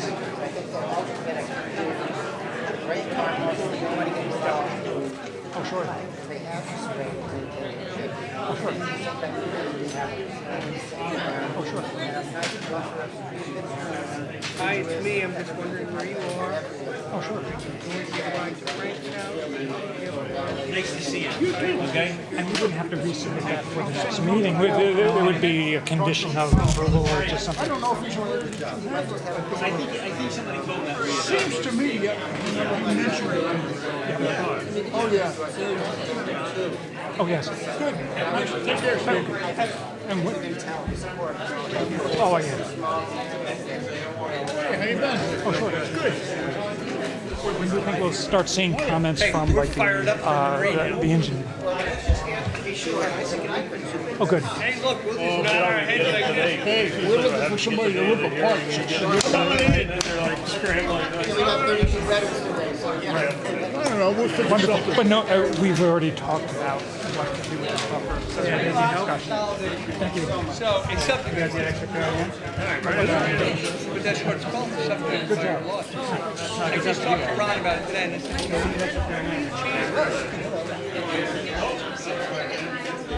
it should.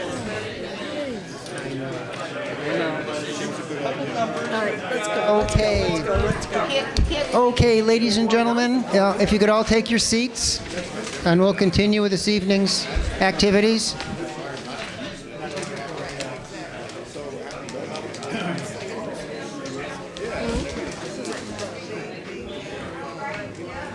Of course, we are waiting for Art to come back.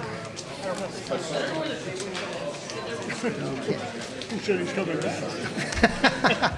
There could be that. Okay, if everyone could take their seats, please. Okay.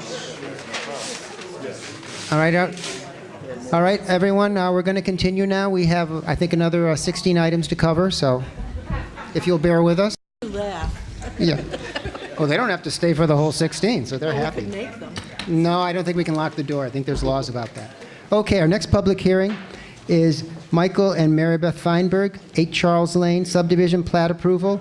Conduct a public hearing on application of Michael and Marybeth Feinberg for subdivision plat approval under Town Code Chapter 101, subdivision of land in the matter of the proposed consolidation of 3 lots as depicted on filed map number 4496 and 4496B into a single 7.22 acre lot, being the location of an existing single-family dwelling and related site improvements within the rural countryside RC5 district, being classified by the planning board as an unlisted action under seeker.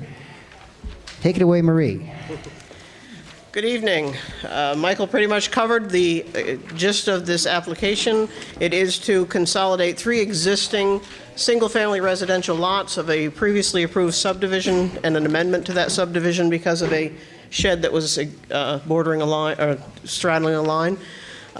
The clients would like to do this for the sake of having one tax bill and one assessed value so that they can basically simplify things in terms of the property. The property, as you'll hear from the planning board members who did the site visit, is essentially an estate property, and they would never want to build on either the 2 existing lots on either side of the estate-type house. So they basically would like to make things a lot easier for themselves. Edna and I did the site visit. Edna, There are absolutely no issues on this. It makes sense for the property owner, and it makes sense for the town. It's a good thing to do. yeah. I completely agree. Does the CAB have anything they'd like to say? CAB has no issues with the consolidation. Whoa. Okay. All right. Does the public have anything they'd like to say? Okay, I believe that we have to do the seeker before we can go to public hearing. That's correct. Okay. And there are no issues. There's no issues here. I have a draft seeker resolution saying there are no issues. Could I hear a motion to approve? Second? Second. Any discussion? All in favor? All in favor? We have 13 more to go. Thank you. Could I hear a motion to close the public hearing, please? Motion. Second? Second. All in favor? Aye. Very good. Marie, we'll have an approval resolution for you later tonight, and you can pick I don't that. need to stay for that, do I? No, you do not. Thank you. You want me to do? Yeah. You have a draft approval resolution. The draft approval resolution has no conditions other than ministerial requirements. So moved. Could I, second? Second. I will poll the board. Eric? Aye. Edna? Sharon? Melody? Aye. Richard? Aye. Woody? Aye. And I vote aye. I lied. You have your resolution. Thank you, Marie. It was very good. You get an A+, Marie. What about me? Not so good. Oh, Marie, you get All an right. A minus. You can stay. Night, Marie. Thank you. All righty, next public hearing.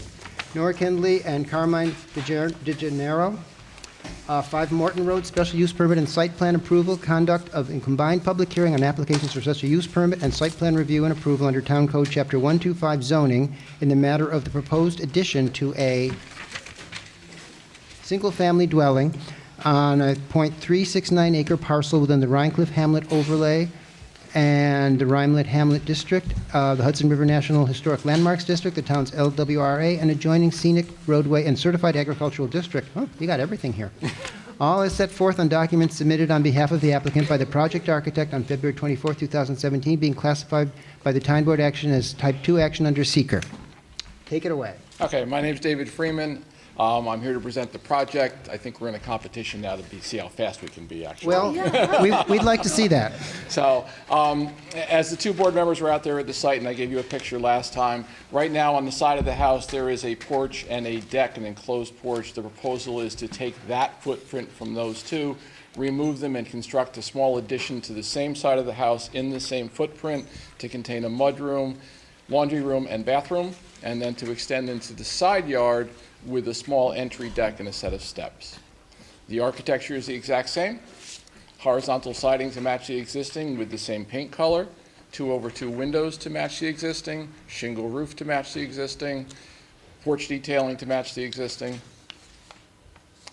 I think that would be about it. Okay. Where'd Craig go? Oh, I'm sorry? It's a small project. Edna and Melody, I believe, did the site visit? Well, for starters, a minor correction that we talked about, and that is in the Appendix B, short EAF.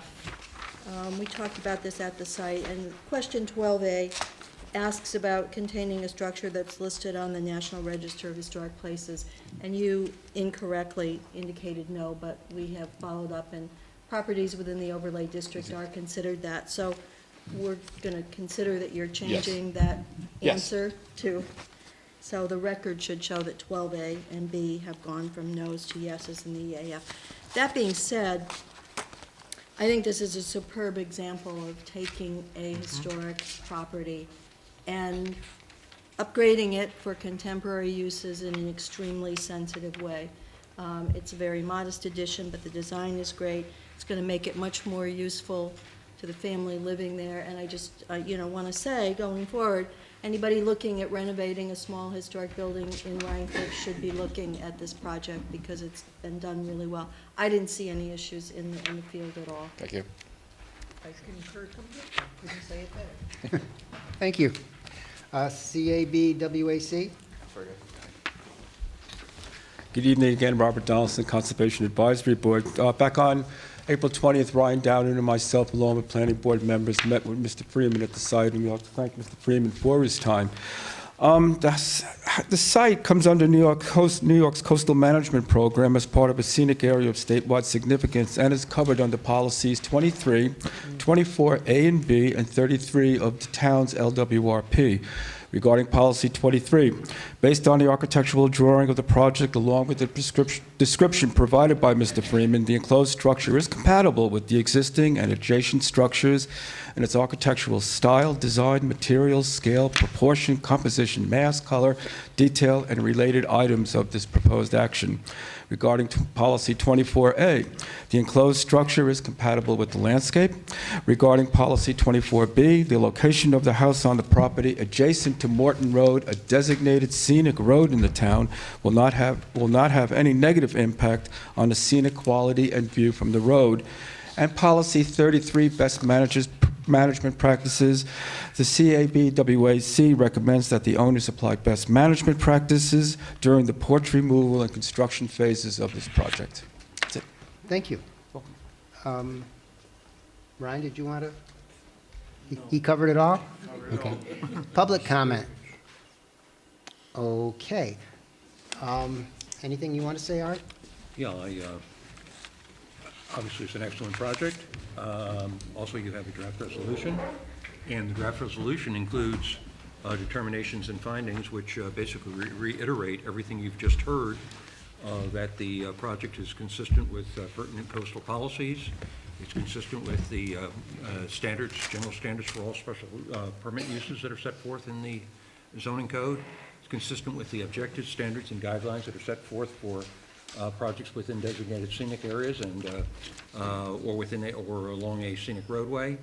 It's consistent with the objective standards and guidelines for projects in the Rhine Cliff Overlay District.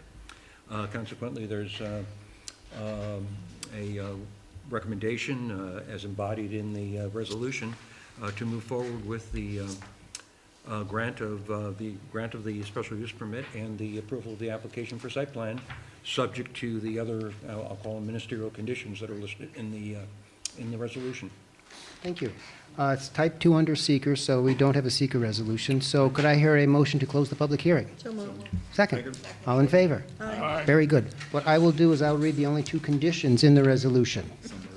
Everything else I think has been covered. Submission of site plan and architectural plans as cited above for stamping and signature in the form and number specified under Town Code, Chapter 125, Section 12578, subsection B, except as may be modified to the number by the chair. 2, payment of any outstanding fees or reimbursable amounts due the town of Rhinebeck with respect to the submission, review, and processing of this application and the related application for special use permit under the Town Code, Chapter 125, the town's fee schedule, and executed escrow agreement. Everything else is just saying, yes, we like it, and we'll approve it. So could I hear a motion to approve? So moved. Could I hear a second? Second. Very good. Any comment? Okay, I'll poll the board. Richard? Aye. Woody? Aye. Eric? Aye. Edna?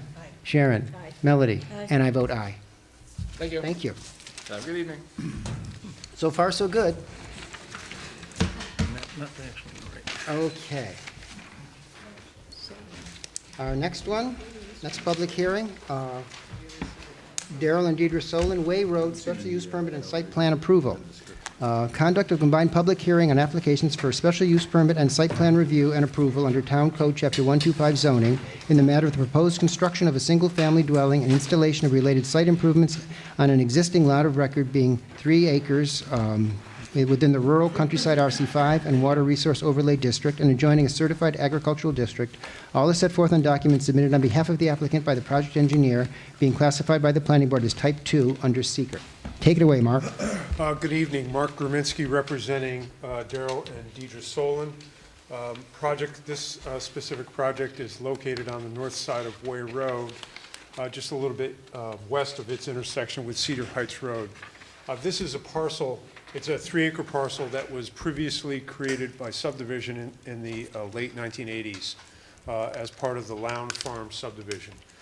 And so the reason for this application is the Solons want to construct a residence on this property, and due to the due to the site conditions and some of the other items that need to take place for development of the home site, the ZEO felt it necessary that application be made for site plan consideration for this particular project. Starting from Way Road, met with the Highway Department. Once again, this lot was previously created. It showed an access on the southeasterly corner of the property on the original subdivision map, and it met with the highway superintendent and have conceptual approval for that location onto Way Road. It goes by a barn. There's an old barn that is located near that southeasterly corner, and so this will travel on the east side of that, and then ultimately to the northwest, it'll go down. It'll go down into the property, and then up on a hill where the actual residence is going to be located. In this particular case, the residence is going to be a Morton building. It's going to be a barn. So the residence is 24 feet wide and 150 feet long. And so I did, in the application, I did include information relative to, I think there was a footprint that was submitted with the application. Since this was a previously approved subdivision, there's also, there was previous approval by Dutchess County Department of Health for on-site individual water supply and sewage disposal. So there's a sewage disposal system located a bit to the southwest of where the proposed roadway is, and then also the well is almost a little bit northeast of that. That's shown in that location. And what I've done on this plan is I've shown I've provided some grading and drainage improvements that are also associated in order to create a site for the residents, and also to provide adequate stormwater runoff from that residence without changing any of the existing drainage patterns.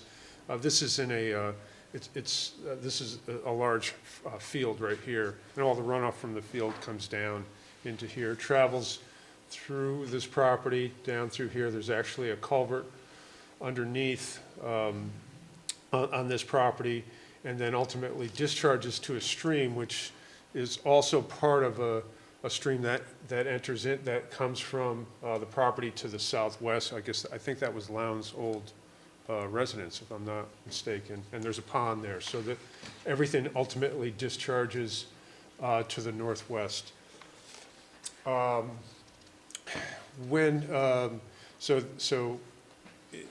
Last Thursday, I had a site meeting with Woody, Richard, and Eric, and prior to that, I did some layout for the Solons.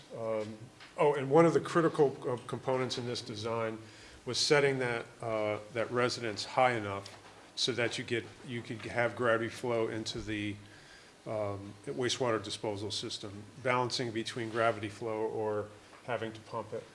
And so we did some initial layout of the residence, and it was determined that we were going to make some changes to the site plan that we're showing here today. It was actually a great field meeting, and ultimately I'm going to request a continuance of this public hearing because we're going to take a look at identifying a different location for the sewage disposal system and going back to the Dutchess County Department of Health. It'll be closer to the proposed residence, and therefore I can lower the residence. And right now it has to sit up pretty high in order to get gravity flow and also for some of the stormwater considerations. So we're going to take a look at a redesign.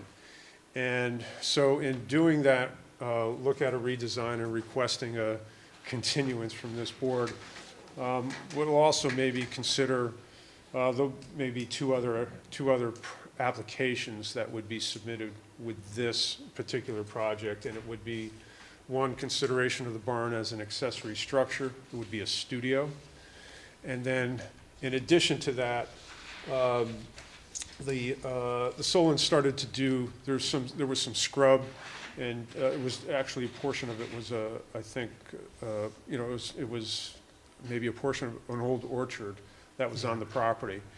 And they removed those trees. They were all dead, and they removed those trees. In doing that, they actually extended into the adjacent area of the, from the buffer from the stream. So they extended into that 100-foot adjacent area. So when I came on site and discovered that, I certainly notified them, and I actually gave Michael a call to let him know that we're going to take care of that. Some silt fencing has been put in place, and also means that some measures have been taken to stabilize those disturbed areas. And so obviously there'll be a wetlands disturbance permit submitted with the revised application. The site visit, I guess, Richard, Woody, Eric? Looking at the site plan proposed, yes, the three of us were out there as well as Bill Dowden. It made sense that they were moving the septic from where it was. It made sense they were moving the house, dropping the house, because it would take away completely from what the owners wanted. And I think their vision was a low, long barn that looks like an old barn that's kind of, but obviously retro looking, but at the same time accommodating to them. The use of the existing barn or garage on the property, I mean, it makes sense. It's a perfectly good building. It needs a lot of TLC. It does. But it's up on the road, and it kind of adds to the building across the street, kind of like at one time it must have been a complemented part of the farm or I something. think Sharon thought it was where they stored apples after they harvested. Is that what they did with it? Temporarily. It was an apple. Yeah, it was part of the farm, and it's, I mean, there's no point in ripping it down just for the sake of ripping it down. It could be used again. So, I mean, it looked like, but the changes to the location of the building completely made sense. Woody? I concur, no sense repeating it. Eric? I also concur. I think lowering the building is a good idea because it precludes bringing a lot of extra fill in as well. So, Certainly not to waste this board's time. These owners they're California, so it wasn't until last week that they were here and we were able to go over some of those items. So apologize for maybe a premature submittal, but we'll follow up with additional details. It sounds like you had a very valuable site visit. It was a valuable site visit. It was good. And she's been carrying around this site plan, this building plan, in her book or whatever for 20 years. Well, there you go. She So sketched it out. so it's about time it was built. it's right. Anything, Brian? No, I'm here for CAB member Bill Dowden to report we had no issue. Okay. I just have one comment. The CAB sent a representative, and by far, he was the best-dressed person in the whole. The only thing he didn't have was he didn't have wingtips. It was. Woody, He's a class act. Are you trying to comment on the wardrobe some of us bring to these meetings? All right, is there any public comment tonight? Okay, Mark, how long would you like to continue to the next? Just a question for the board. Is this an existing application or a new Yes. application? This would be an existing application modified, and the new one would be the wetland one, just. Yeah. So what the board really should do here is continue the public hearing to an indefinite date in contemplation of the submission of a revised plan and those applications, those additional applications. Because the additional applications technically need to be in 3 weeks before scheduling. So I could see a possibility of you getting those additional applications in and having the board calendar this item on June 5th for possible scheduling then of the public hearing for continuation maybe for June 19th, if you're ready. Oh, I would be, I thought it was 2 weeks if it was an existing application. Well, those are not existing applications. Well, the wetland would be the new one. That's how I started this. Right. Yeah. Anyway. All right, so that's fine. Actually, that sounds like a good schedule, Art. Then you would know where you stand with the health department, et cetera. Right, yeah, because I need to schedule some test holes, so that So sounds it's good. continuation of this discussion, if you will, on June 5th. Right. If that's positive, then the board can schedule the continuation for June 19th. That'd be great. So That sounds good. Are we continuing the public hearing until the 19th, but just bringing this on for a discussion? It continues for discussion on the 5th, and it goes where it goes at that point. All right, so we'll be continuing the public hearing on the 5th. Right. To continue this at What, 9 o'clock? No. No. No? No, actually, this is a short item. Plug this in, you've got a 6:35 slot open, because that's the one we didn't fill with the Baptist home. Okay, very good. Could I hear a motion to approve, continue this public hearing until June 5th at 6:35. 6:35? So moved. Second? Second. All in favor? Aye. Very good, thank you. Thank you. We'll see you then. Okay, thank you. Okay. Moving right along. Okay, our next public hearing, Joseph Monaco, Peacock Road Wetlands Permit. Conduct of public hearing on application for wetlands permit under Town Code Chapter 120. Wetlands in the matter of location of within a regulated area of site improvements related to the construction of a proposed single-family dwelling on an existing lot of record, being lot number 34, within the rural countryside RC5 district. All is set forth on documents submitted on behalf of the applicant by the project engineer on March 10th, 2017, being classified by the planning board as type 2 under seeker. Take it away. Good evening. Mark Rominski, representing Joseph Monaco on this application. So this parcel is located on the west side of Peacock Road. It's created from previous subdivision. It's defined as lot number 34 of file map 8141A. And so the total parcel size is 10.698 acres. And what's shown on this plan is, as I said before, it was a lot that was previously created by subdivision. And so on this particular parcel, starting once again at on Peacock Road, there's an existing driveway that is on the southerly border of that property that enters into the west and then goes to the northwest along, well, with its border on the easterly side, what's defined as an ACOE wetland. And then it goes into the property and then sits on a plateau where ultimately the proposed residence, garage, parking area, and utilities are to be located. If you go a little bit further to the northeast from there, what's also shown on this plan is the previously approved absorption field that has been updated by the Dutchess County Department of Health. Along with that, I forgot to mention, near the house site is the approved well location. All these locations, the driveway, the general location of the residence, and the on-site sewage disposal system and the well are per original approved plan by the town of Rhinebeck. What has changed since then is that the area to the east and northeast of this property has been defined as ACOE wetland, and then it was also part of a stormwater management area that was defined in the original subdivision. So that stormwater management area is located on the east side of this property, east side of this proposed development, and also on the west side. So I've shown that in a dashed line. It's part of an intricate drainage system that was developed as part of this subdivision.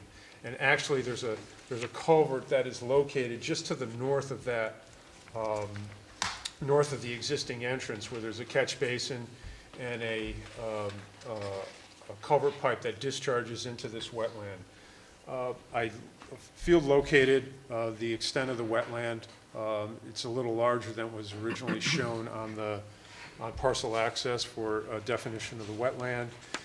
And then also, I note that in the area, and so when this plan was originally developed, it was still late winter, and so the area to the west of the proposed improvements, house, garage, and septic system that I've defined, and there's a drainage easement that's labeled in this area.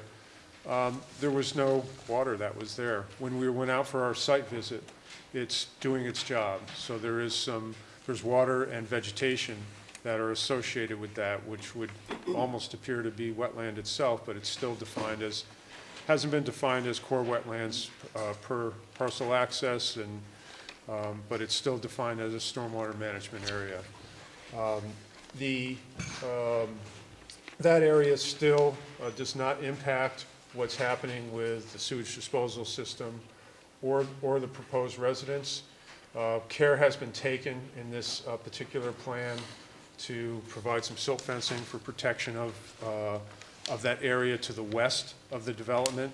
To the east of it, towards that ACOE wetland, there's a large rock ridge. So there's all runoff is basic, no runoff can go to the east with this proposed, any of the improvements that are proposed for this. Any runoff would tend to go to the west towards that stormwater management area. So part of this includes the, appropriate erosion and sediment controls for development of the site. So this application, this is a wetlands permit application. It's for two things. It's for one, for improvement of that driveway. There's an existing road bed that's there, so this is for an improvement of that driveway. And then also, the owner to the south, Wiles, there's a transformer and underground utilities that are located and labeled just to the right of where I have Wiles' name. There's an easement that allows connection to those utilities for lot number 34 for Monaco.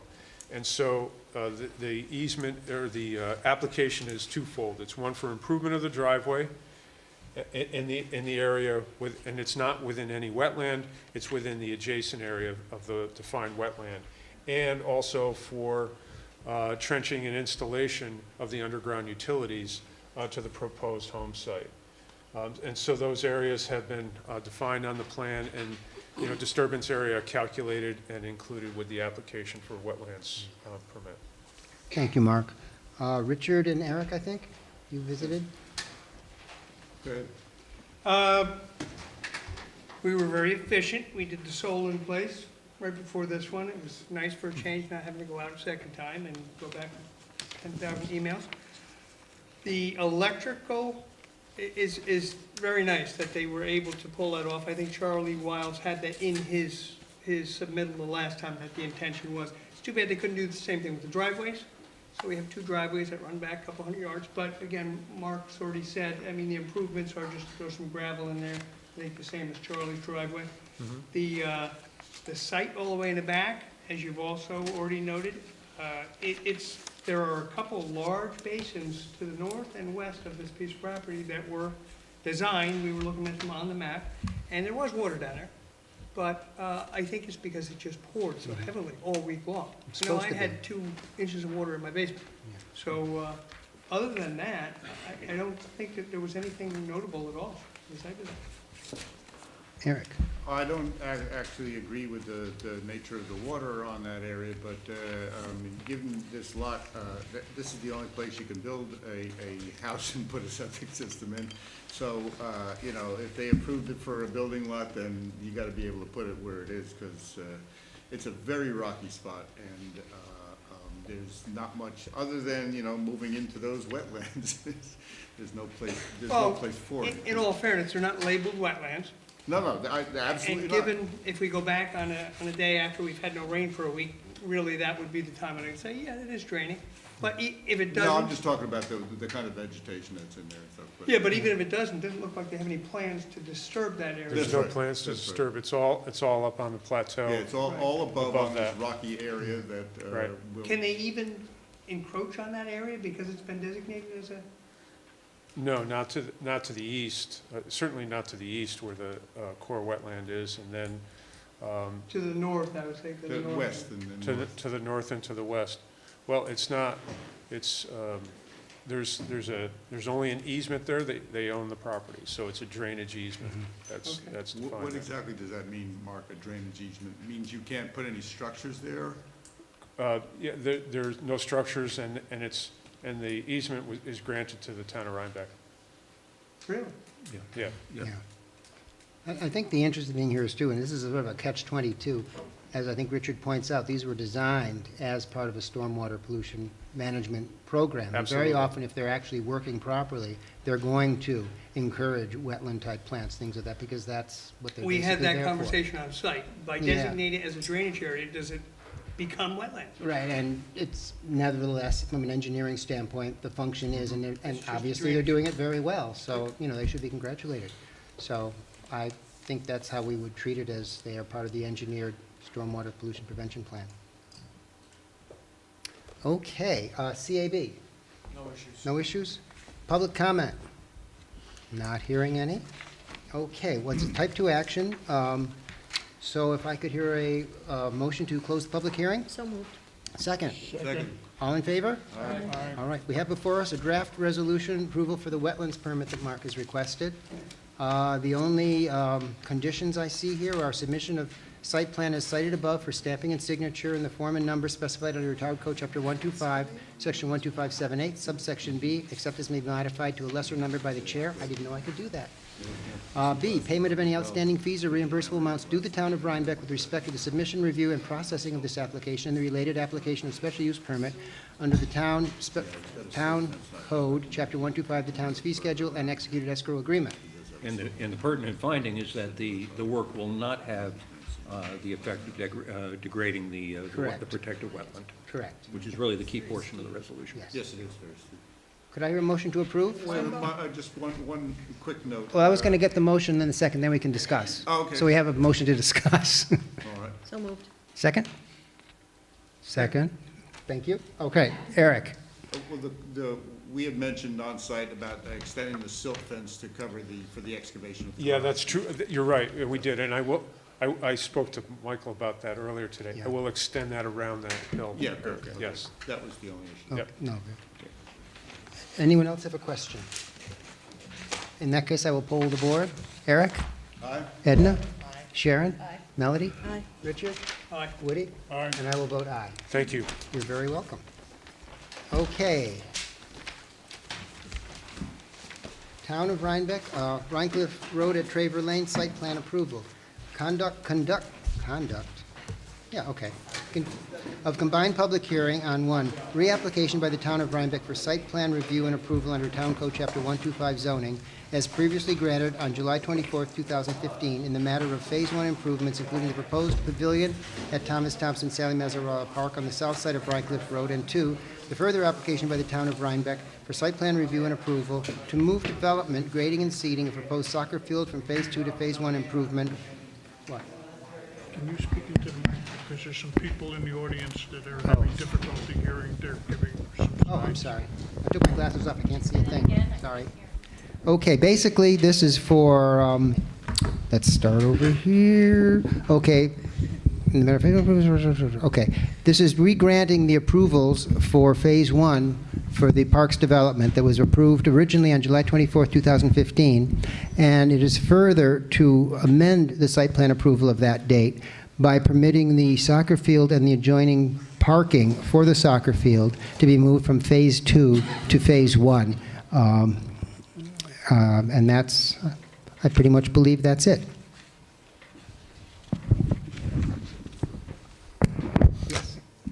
I'm Frank Mazzarella, representing the Rhinebeck Park Committee.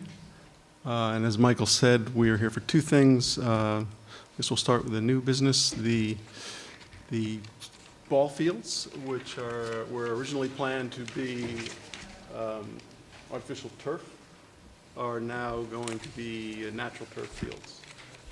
So an engineering study was done to all of the engineering. The drainage, et cetera, had been done as part of Phase 1 for the park.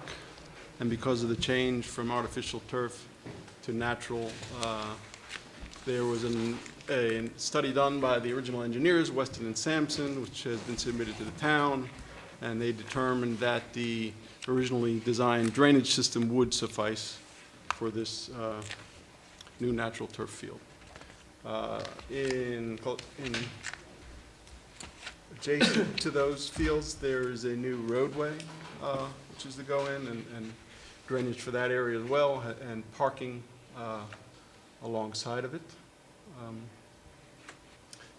which, in terms of phasing, is that something that's going to be done at this phase, or is that something at? Everything's incorporated Yes. in phase one now. The other thing, so here, see on the plan, the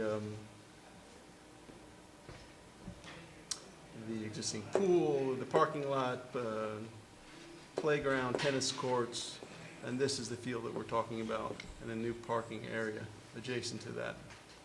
In addition to that, we're here to renew our approval for the restroom pavilion, which is at the end of the road leading to the hedgerow between what is the natural nature trails and the kind of nature preserve portion of the park and the athletic fields.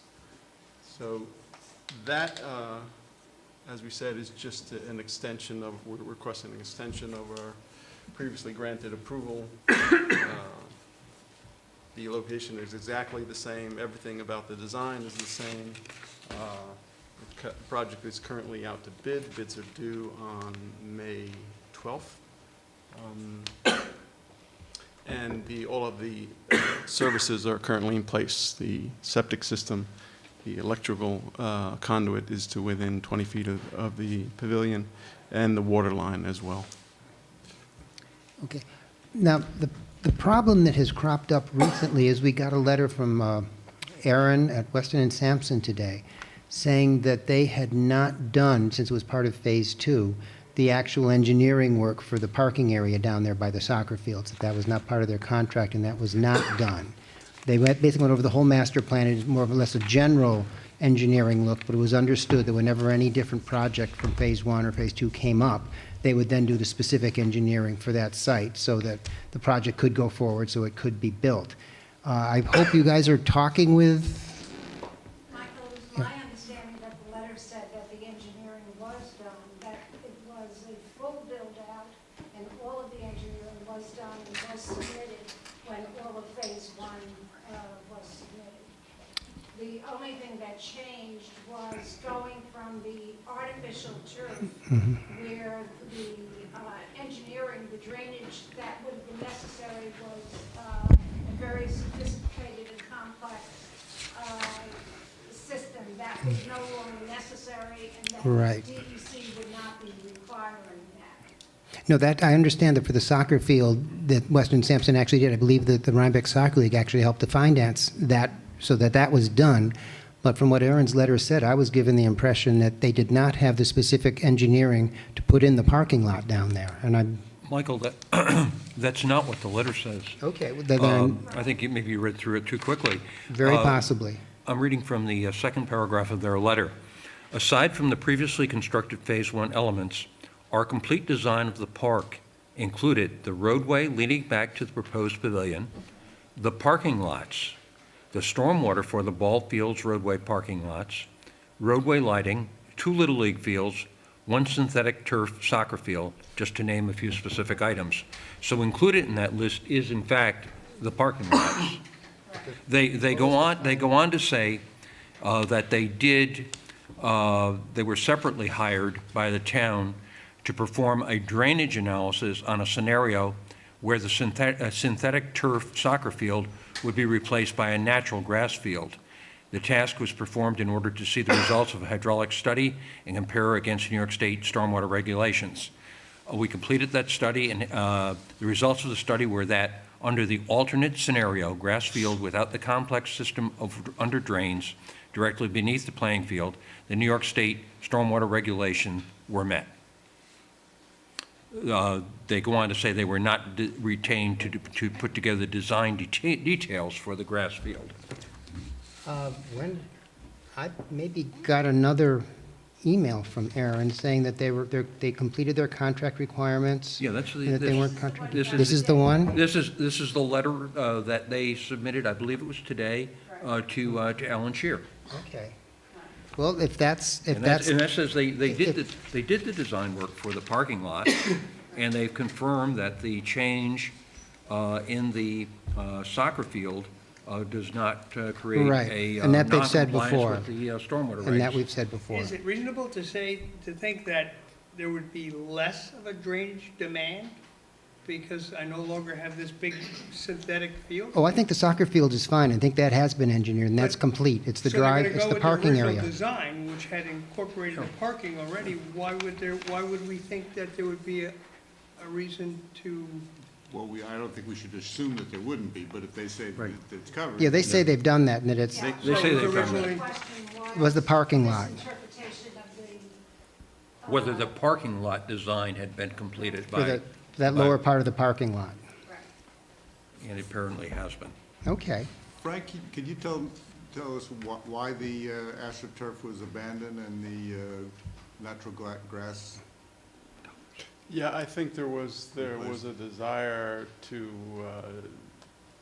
move ahead first more quickly. I think that the soccer what is it called? The soccer. Why did they want AstroTurf in the first place, though? Yeah, there was a time when the artificial turf was more popular, and there was also significant funding available for the artificial turf. So that was what was roaming around the country. Everybody was doing artificial turf. And then they realized that there were a lot of problems associated with it. Like Injuries and et cetera, and also the funding dried up for that, and we had thought we would apply to the National Soccer League. There was very specific funding available. So I think the whole attitude towards the artificial turf changed, and with that, the community changed and decided that the grass fields would work better than the artificial turf. I'm perfectly content with that. I didn't see this because I was in Poughkeepsie until 3:30, and then I had to be here at 4, so that's probably, I must have seen something else that referred to this, so that's my excuse anyway. So is everyone satisfied that we have indeed covered the engineering for the parking as well as the soccer field? I have a question. Is this also including the 2 Little League fields? Yes. Because it just says soccer field out here. Yes, it includes all fields. Fields, okay. And then who will be overseeing the work? Since when we did the Phase 1, we had Weston and Sampson actually would go in and oversee it. The town board is discussing that now. They're putting a plan in place. Any other questions? Okay, basically what I have before me is an approval, maybe I don't. Yes? Has it just been suggested that the term soccer fields simply be modified to read fields? Athletic fields. Athletic fields. Okay. And there is one other modification in addition to the draft resolution, Michael. There should be a new paragraph number 1, and then the paragraphs 1 and 2 will follow as 2 and 3.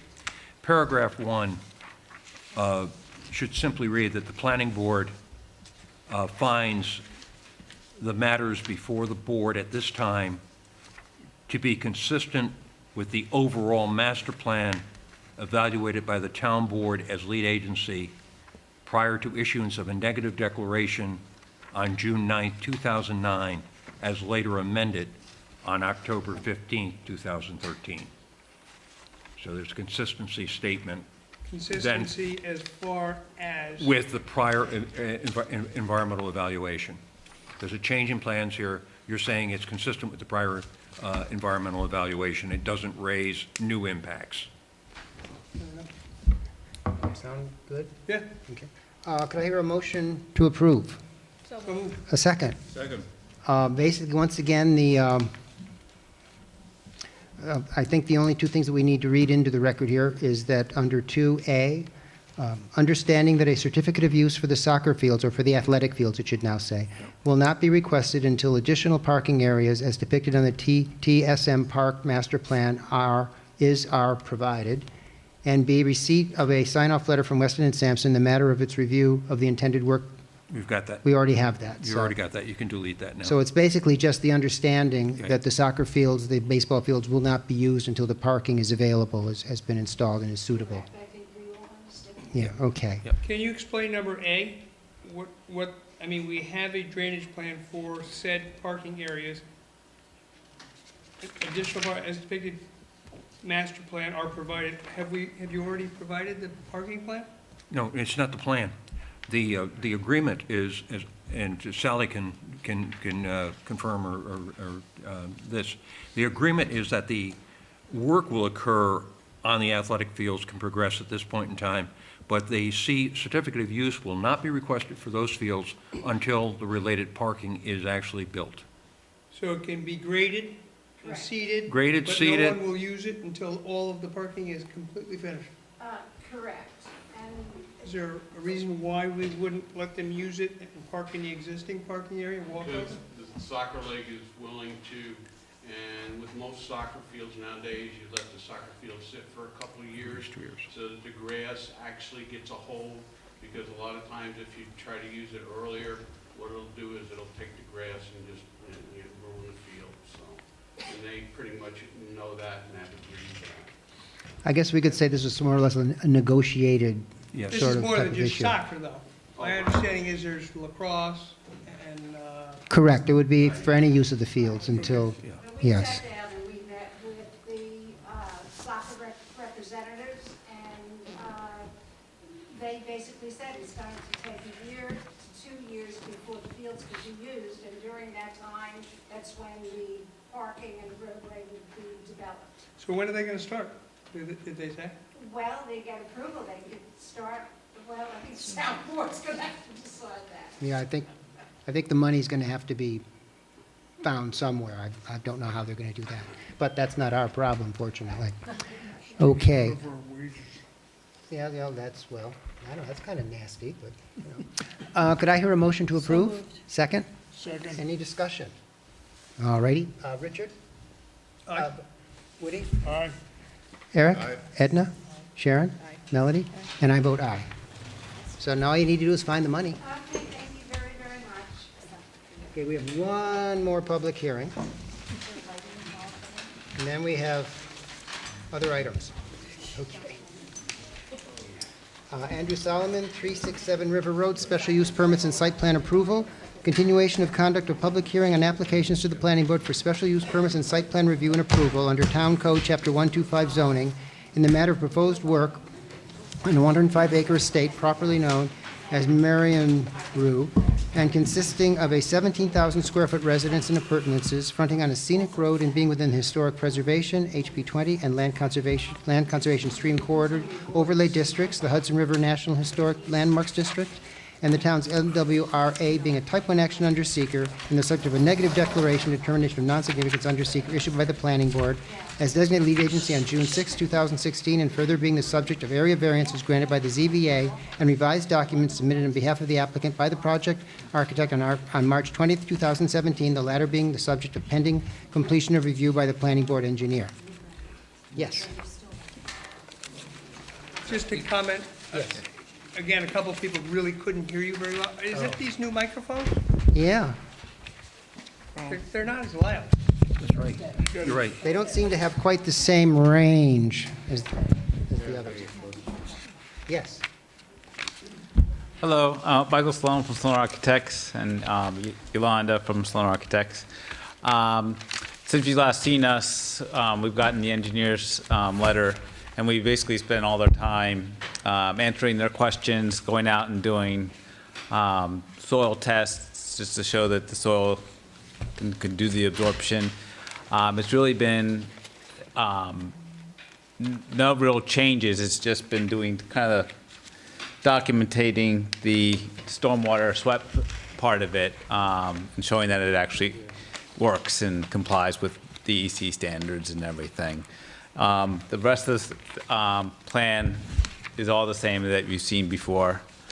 And that's the short summary of what has gone on since we've last seen you.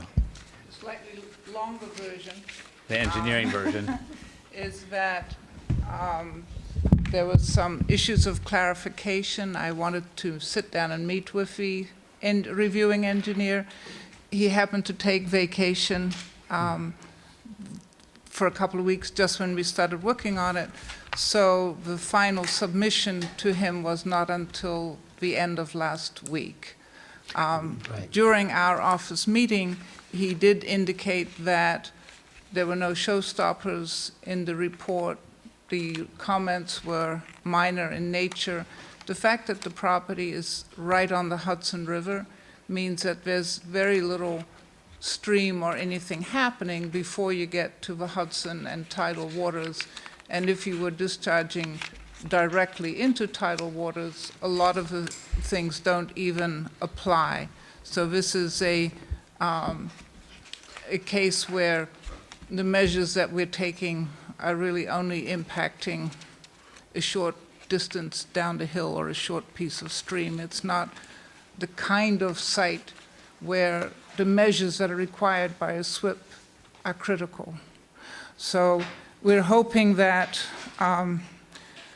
we're at the point where we can ask for a resolution of conditional site plan approval subject to any last-minute or minor or subsequent comments that the town engineer might have on the submittal that was submitted last week, and perhaps outstanding fees or something like that, because I believe, other than this, we have addressed absolutely everything. We can't do a conditional, can we? Just a question of timing. I see the submission, you have a submission dated 27 April. It's Yes, stamped- last week. It Went to the engineer because he said we could submit it electronically to make sure that he That's had right. it, So but he hasn't had enough time to look at it. Yeah, I'm asking whether Ray has. Did Yes. Ray received a copy last week? Yes, I got an email from him on Friday saying, we received it, not sure if we have time to look at it in time for Monday night, but we'll give it a shot. Okay. Obviously, That didn't happen. didn't happen, but he has got it and he acknowledged that he received it. They were very generous and said, just send it to us electronically and get the hard copy to the town, and eventually it will come to us, but we can review the electronic submission. Because the last communication that the town or the planning board had from Ray was a report on your earlier meeting and an indication that he would be continuing his review and issuing a letter to the town upon reviewing your revised document. Correct. Right. That's Which- exactly how we understand it. Okay. Yeah. Which we haven't received yet, That's correct. yeah. Yolanda, just for clarification, you said that if, that the stormwater remediation measures on this property really shouldn't come into play because it's so close to the river? There is a condition in the SWIP that if you're discharging directly from the site into tidal waters, that some of the detention and treatment and infiltration don't apply. We don't discharge directly, but we're very close. I mean, it's down the hill under the railroad line or through a stream on the adjacent property into Astor Cove. So from the viewpoint of the engineer reviewing it, we don't quite qualify for no treatment, but it's not a situation where all of it is really that important or that critical, because we almost discharge directly into tidal waters. I'm not sure I understand the reasoning behind that, but if that's what it is, that's... Yeah, most of the I mean, is impacts of stormwater increases in impervious area are if you're upstream in the headwaters and everybody increases the flows, and then as you get downstream and you're in like the Wappingers or the Fishkill, you cause increased flooding and increased erosion. When you're right by the Hudson and you're a small property like this, that impact becomes I see. non-measurable. The key being title. Yes. Okay, what we have been doing, we've been delaying, being able to proceed to approval because we didn't have a complete application, and that, the SWIP was one of the things that was missing. We now have a revised version of it as well. I don't believe there's anything else outstanding. I think we've received everything else. I just, I see no The issue for not closing the hearing was that the application was technically incomplete, absent a SWIP. Clearly, there is a detailed SWIP on the table right now. I've just scanned through your response letter to raise comments. It appears that from your perspective, all of his comments have been addressed. He may differ with one or two of the responses, but that's that's the kind of thing that's normally done in terms of the board simply saying that the plan isn't going to be signed until there's a sign-off letter, if you will, from the planning board engineer. Exactly. I believe that the board is happy about the accommodations that were reached with respect to the landscape plan, the lighting plan. We discussed all of that a couple of months ago. It's been in a succession of revised draft resolutions in the last 2 or 3 sets of meeting notes.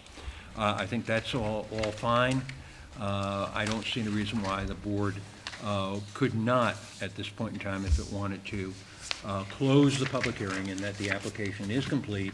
If there is any addition, look for additional comment and then close the hearing, and move forward on the approvals resolution. I just looked at the approvals resolution that's in your notes, pages 16, running on to page 20. The only modifications that would have to occur in that resolution is there needs to be a reference to the revision date of the stormwater plan, which is April 27th, and there's another point in which the first SPP reviewed by Ray needs to be inserted, the date, and then this revised date. But other than that, the resolution, I stand behind it as written. These are the comments that you replied to, 1 through 20 or something. Exactly. About larger culverts under the driveway, so on and so forth. I think you addressed all of them very well and very specifically, and I see no reason why we shouldn't move forward with this. Right, subject to, ultimately a sign-off letter. So anyway, if you, I'm going to give to you folks and Gretchen the markup, and then we can deal with it. You can deal with it. On page, I have to refer to the meeting notes. Page 17 of the meeting notes, the 6th item reads stormwater pollution plan, prevention plan, dated March 20th, 2017, and revised to April 27th, 2017. So just insert and revise to April 17th. And then on page 19, the next to last paragraph, there are 2 blanks in that paragraph. The first, insert the date March 20th. The second, insert the date April 27th.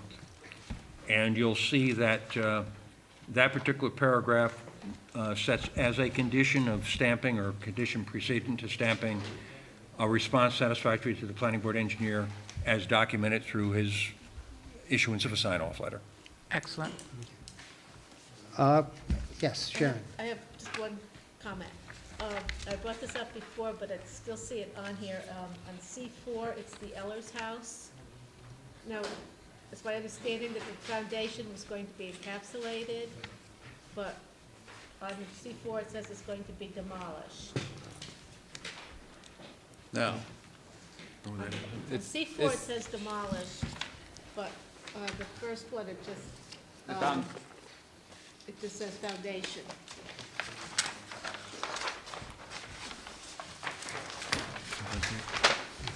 Is that the revised C4?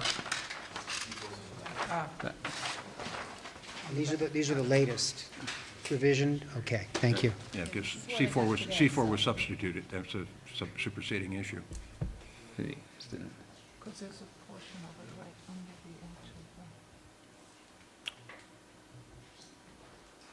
the actual. The foundation is going to remain intact. We'll modify that note for the final. You want to? I don't have it as a condition. To be encapsulated. Retained? Retain. It's not- Preserved? I mean, it's going to be just covered back over. The soil that you saw when you came out on site visit is just going to be pushed back Yeah, over it. Yeah, okay. Okay, all So we'll add as a condition correction of Page C4. the note on page 4 concerning. Yeah, it's stone rubble. We've been saying the same thing all along. We're just going to push it back and Right. everybody knows it was there. Right. Concerning the, Okay. Any other questions? Anything from the public? Could I have a motion to close the public hearing? Done. Second? Second. All in favor? Very good. Now, I know that you have all read this 4.5-page resolution, so you don't want to hear it again, right? So, could I hear a motion to approve? So moved. Second? Second. Okay, any discussion? Okay, Eric? Aye. Edna? Sharon? Aye. Melody? Aye. Richard? Aye. Woody? Aye. And I vote aye. So, Thank you. At last. It's been an interesting adventure. Yeah, that was nothing, was it? okay, we now have a few new presentations, and we will start with Catherine Hoskins, Mr. 595 South Mill Road subdivision plan approval, special use permits, and site plan approval. Sketch plan conference, and if timely, initial presentation of applications for subdivision plat approval under Town Code Chapter 101, subdivision of land and for special use permits, and site plan review and approval under Town Code Chapter 125 zoning in the matter of 1, a proposed lot line alteration. Each proposed lot line, remaining in excess of the minimum lot area requirement, and 2, the conversion with addition of an existing non-habitable, non-contributing structure into a 3-bedroom dwelling, and installation of a related site improvements, including on-site well and SDS within the rural agricultural RA10 historic Hudson River National Historic Landmarks District and the town's LWRs as subject of applications for area variances pending before the ZBA, Planning Board review, classification, and processing under Town Code and seeker. Take it away. Good evening. Jordan Valdina, Synergy Design, representing this project. I'm not sure if there's anything you missed in the description. Is there anything that you'd like me to go on about? I think you introduced it pretty well. Any questions from members of the planning board about this project? No. I have one comment in terms of deficiency. There's a drawing submitted labeled, I think, minor subdivision lot line alteration or something of that sort. That drawing, which is a subdivision drawing, requires a surveyor's stamp. Oh, yeah, the final would. I wanted to make sure that So that is, it's reflected in the resolution. There has to be a surveyor's stamp on that. Absolutely. We'll reissue when everything else is a go from you, yeah. Any other questions for the applicant? Okay, I have a resolution here. I'll hit the high points if I could. We're going to accept the applications. It is going to be a type 2 action under seeker, single-family residence. We're going to correct that. We are? Yep, that's the one case here where it's a correction. It's an unlisted action. Unlisted. Subdivisions are not eligible for type 2 status. Okay. It's an unlisted action for which coordinated environmental review will not take place. Yep. Okay.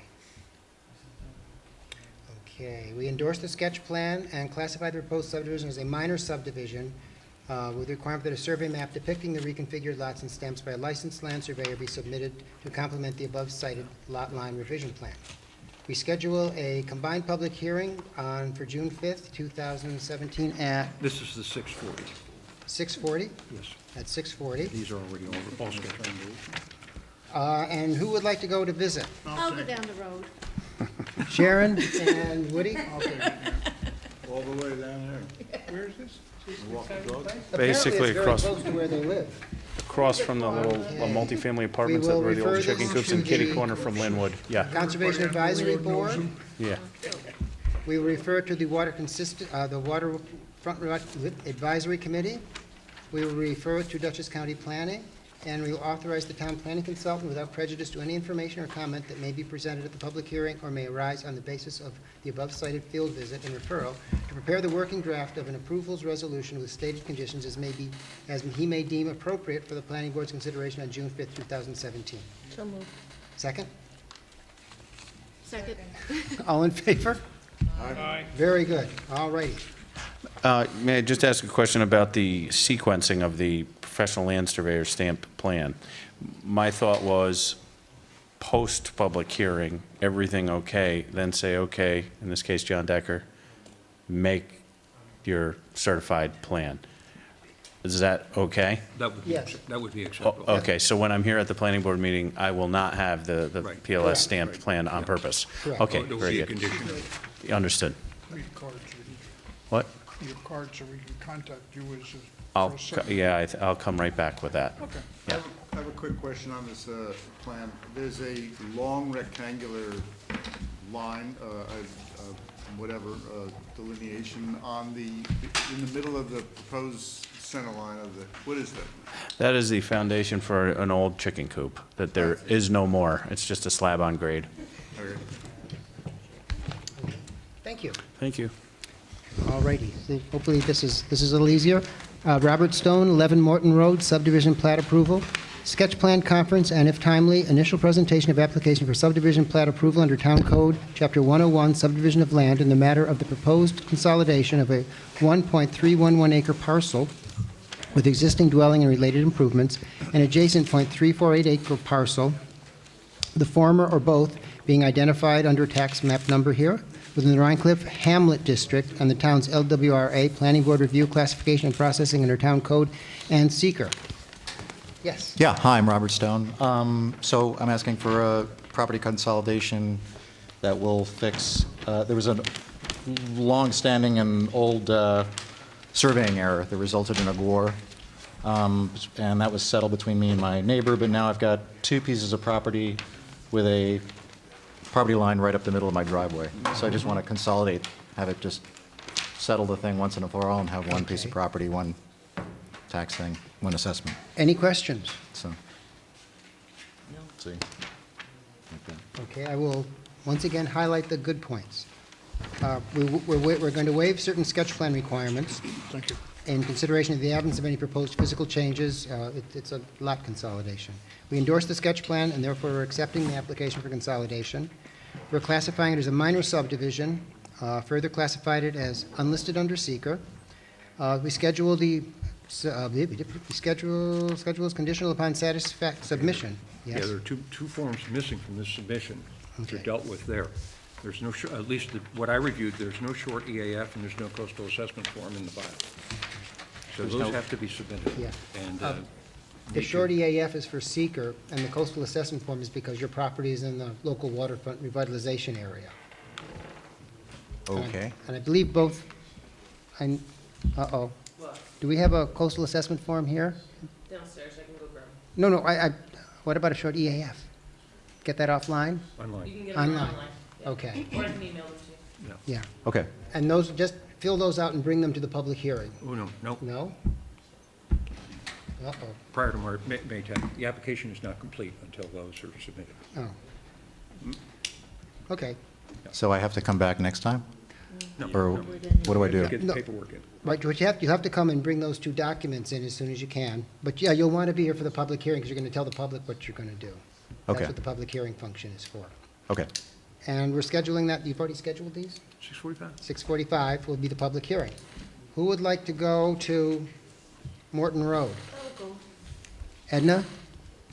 I'm looking at Eric. I'll go too. I could buy it every day I go, it's not. Like I can see down that far without my glasses on. Okay, and we're going to refer it to the Conservation Advisory Board and to the Waterfront Advisory Committee. And we will authorize the town planning consultant without prejudice to any information or comment that may be presented at the public hearing or may arise on the basis of both the above cited field visit and referral to prepare the working drafts of a seeker resolution and an approval resolutions for the planning board's consideration on June 5th, 2017, or as may be timely. Could I hear a motion to approve? So moved. Could I hear a second? Second. All in favor? All right. Very good. Okay, thank you very much. Thank Do you. we have an email address for you so we can arrange the site visit? Yes. Should I give it to you right now? Yes, please. Okay. Good. It's right here. It's right here. Oh, it's on, okay. Got it, yeah, all right. RS production. Incomplete application, but he's got to get it in. Yeah, I'm sorry. No, Art, that's fine. Remember, technically, the cost assessment fund has to go to the CAB. Yeah, that's right. That's why you've got to have it beforehand. Okay. Our next is Elise Long and David Webb, sketch plan conference and if timely, initial presentation of application for special use permits and site plan review and approval under Town Code Chapter 125 zoning in the matter of one, the proposed relocation, eliminating encroachment on adjacent Kopasensky parcel and conversion with addition of an existing non-habitable contributing structure into a one-bedroom detached accessory dwelling unit with connection to existing water and SDS, and two, the siting of a prefabricated 96-square-foot storage shed on the parcel within the Rhinecliff Hamlet, Rhinecliff Overlay, Hudson River National Historic Landmarks District, Town's LWRA, Planning Board review and classification processing under Town Code and seeker. Yes. Yes.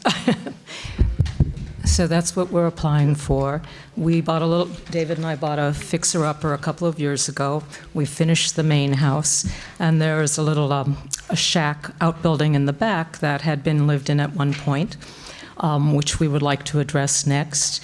It's right now about 160 square feet, and we'd like to add 90 square feet. There was some question about putting a bathroom in, so we called the Dutchess Health Department from your advice and talked to two engineers who came to the site, and David Parsons, and he spoke with Peter Marlowe, and they suggested that we actually make it our third bedroom, since the house is a three-bedroom, but one of the spaces we use is a dance and art space, since I'm a choreographer.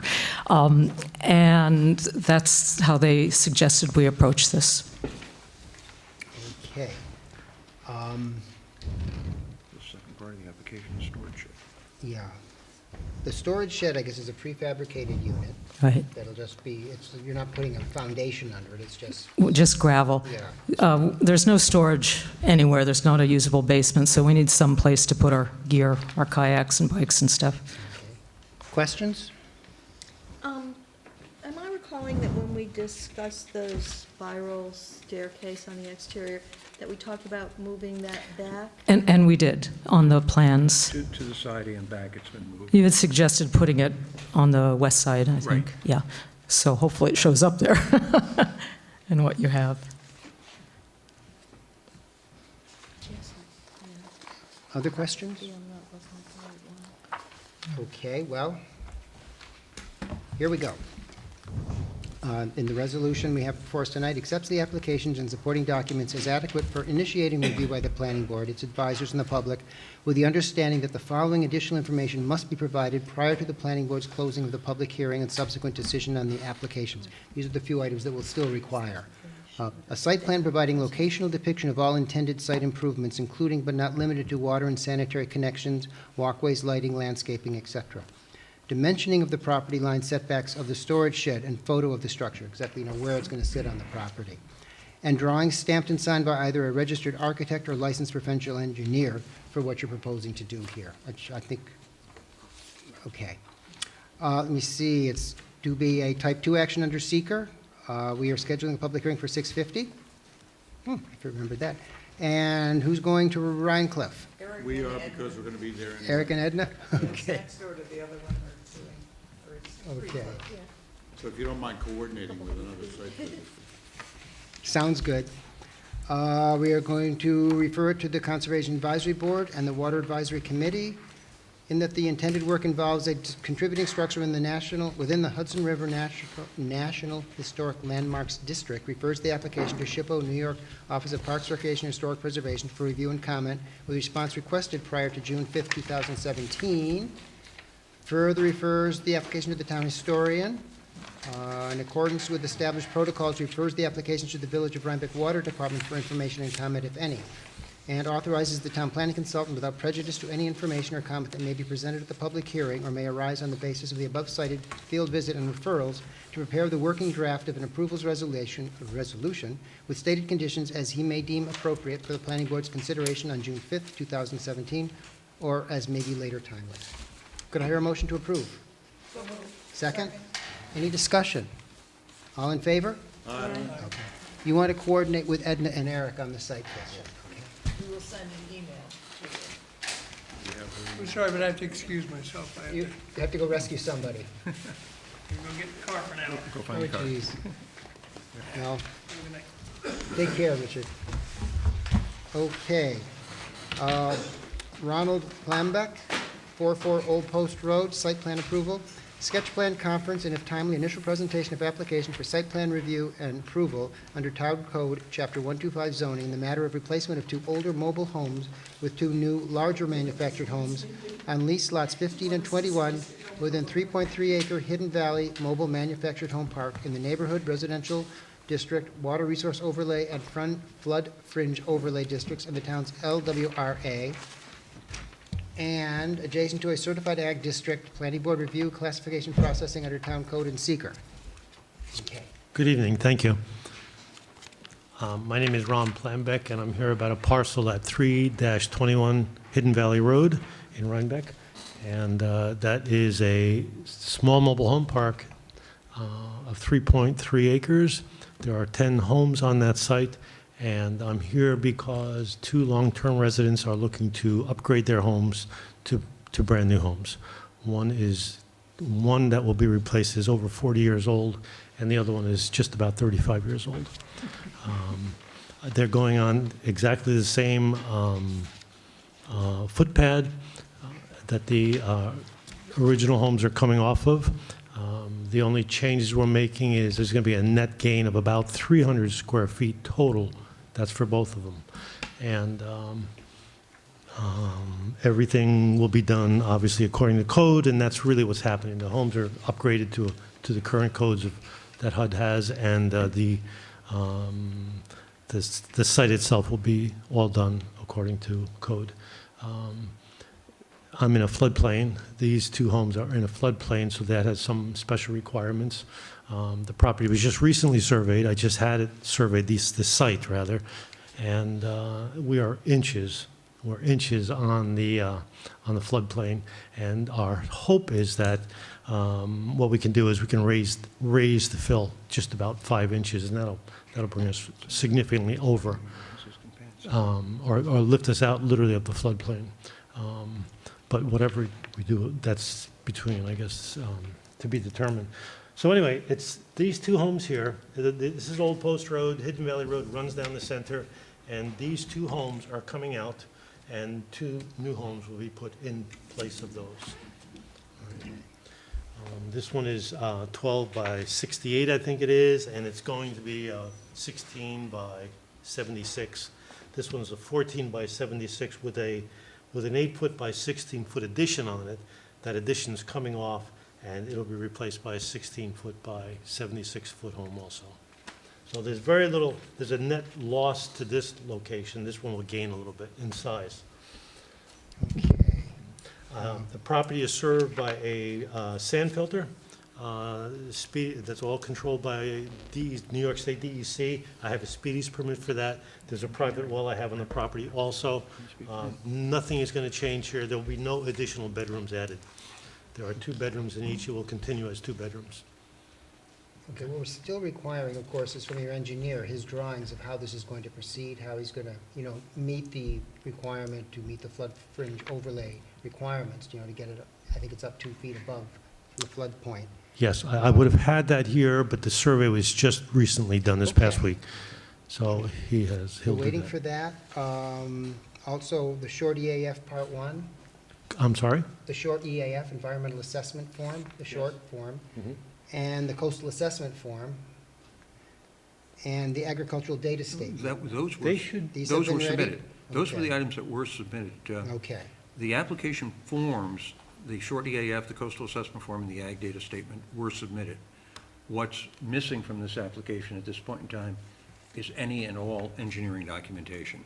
And that's an essential part of the planning board site plan review, as well as is necessary for compliance with the the flood fringe overlay district requirements.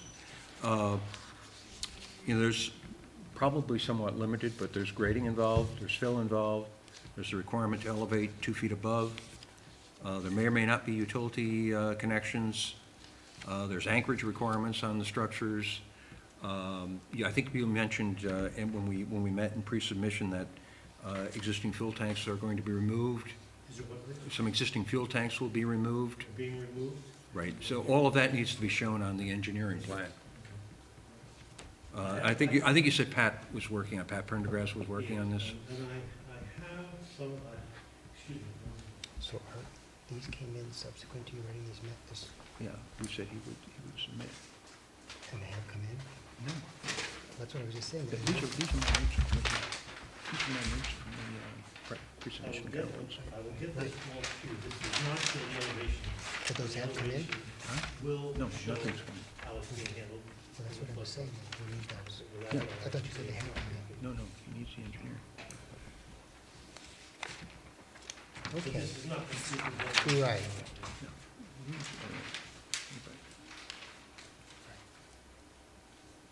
Yeah, that's good. That's what I was saying. That you need to come in. Okay, so I guess you know what we need. Yes. And once we get it, assuming it's in a timely manner, we can get on, probably not the June 5th, maybe the June 17th. This is a continuing item, so it is the 2-week rule. I think it's Okay. a continuing item. So we probably could maybe do. So that submission it needs to be made in what? Actually, you've got almost 3 weeks to make a submission. If a submission is in by the 22nd, then it can be considered on the June 5th agenda. And that's doable? Yeah, right, Okay. yeah. Well, well, then we'll have you down on the agenda then for continuation of the presentation for us to look at and consider acceptance of the application, then move forward and we'll schedule the public hearing probably in July. And move along with that. June 5th? Your key is to get the engineering plan into Gretchen or into the planning board office by the 22nd of this month. And that'll trigger things. But are these documents as well? We've got that. We do have, they've come in? Next page.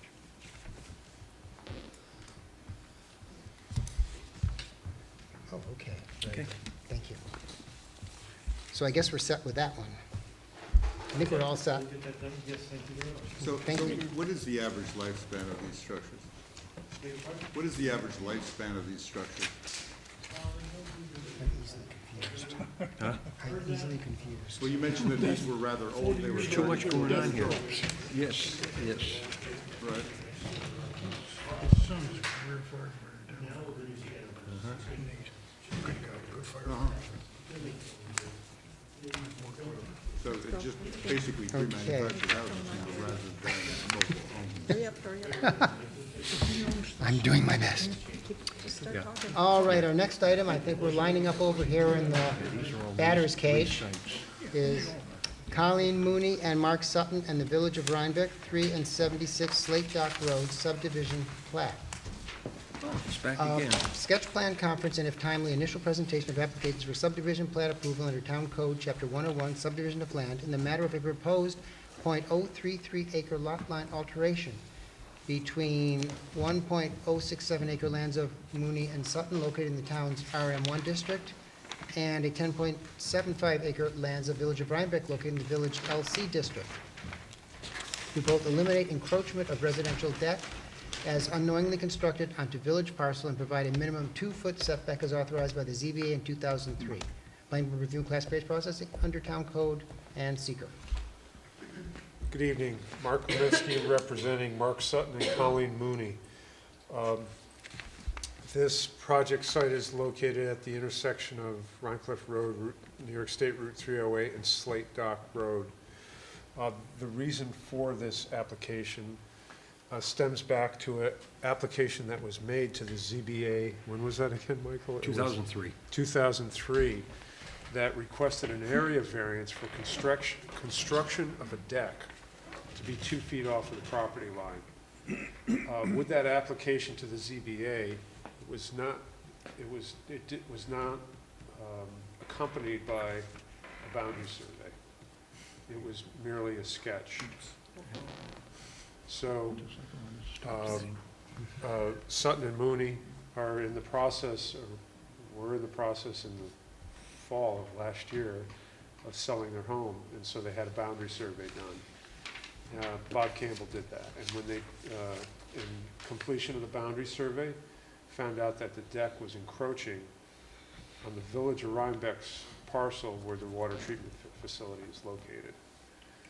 So after much discussion with the Village of Rhinebeck has agreed to sell them a small parcel of land that would put their deck on their property.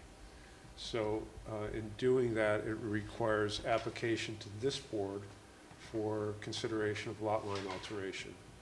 And that assumes that the area, and so the basis of this lot line alteration is to relive the spirit of the ZBA application, which was to have it 2 feet off of the deck. Only this time, the deck has been actually located and accurately located along with the property boundaries. And so it took a while to go through the Village of Rhinebeck. The village board has agreed to sell this property, actually, and a price has been agreed upon with the village. So application has been made for that lot line alteration. Both parcels are, I've included all the, I don't know how much detail to go through on this. I mean, that pretty much explains it. Yeah, I've included all the appropriate, zoning analysis tables for both parcels. They're in different zones. A summary of the acreage, application for the lot line alteration, along with an EAF, and I think it's adjacent to an agricultural property, so it needs an ag data statement, and also coastal assessment because of its location in the LWRP. Mark, is concurrent action required by the Village Planning Board? No, it's not. In the village. It's not in the village, it's in the town, it's the village. Oh, that's right, it's village land. It's village land. It's getting late, excuse me. I know. Art, I think I'm rubbing off on him, that's the whole problem. I'm definitely rubbing off on him. Right. Yeah, I think we're good with this. Okay. I can hit the high points if you like. Please. We're going to accept the application, supporting documents. It will be a unlisted action under seeker. We endorse the sketch plan and therefore are prepared to accept the application for minor subdivision, which is what this will now be. We have scheduled a public hearing at 6:55. Who wants to go with me down to Rhine Cliff? I'll go. Melody? And we will come do a site visit, and we will get in touch with you on that. Great. Beverages often appreciated at these things. We are going to refer to Conservation Advisory Board and the Waterfront Advisory Committee.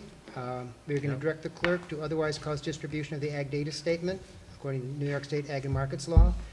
We're going to tell the applicant about you need a merger consolidation deed for you to file, and Right. we're going to authorize the town planning consultant without prejudice to any information or comment that may be presented at the public hearing or may arise on the basis of the above cited field visit and referrals to prepare a working draft of a seeker resolution and an approval resolution with stated conditions as may be deemed appropriate for the planning board's consideration on June 5th, 2017, or as may be later timely. Could I hear a motion to approve? So moved. Second? All in favor? Aye. Very good. Thank you. Thank you. I think that's the smallest lot line alteration we've ever done, at least that I can recall. One of the small ones. Michael, may I just ask a Yes. question? Oh, absolutely. How close is the town to changing the difficulty with which one must pursue a lot line change? To my knowledge, it's not being specifically considered at this moment. It's something that's been brought up many times as one of the principal things that in the next correction of some of the zoning issues that, cleaning up some of the things, that's got to be at the top of the list. We've had just a slew of them. I know, and Crazy. this is, yeah, no, it is. I am the only one left, so I guess I'm up. Not necessarily. But I think you might be. Let me read this. Chris Mayer, 277 Rhine Cliff Road, site plan approval, sketch plan conference, and if timely, initial presentation of application for site plan review and approval. We still have to vote on this one. We do? Didn't we vote on this one? No, did we? No, wait a minute. Yeah, I thought we did, we approved it, Okay. and that we're gonna, 655. yeah. I think we've gone beyond our limits here. You see, I'm wearing off on both of them, I'm a bad influence. Okay. I was walking out. Oh, I'm sorry. Oh. No, that's all right. All right, that's it, let's go home. We're obviously, we're done, we're finished. Okay. I second that. Why don't you, I'll let you just get up and present to us with Mark, because I'm just gonna completely screw this up now. No, I saw Here, it. you want this? I can present yours then. I apologize. Not, no, it's not you, believe me. No, long day.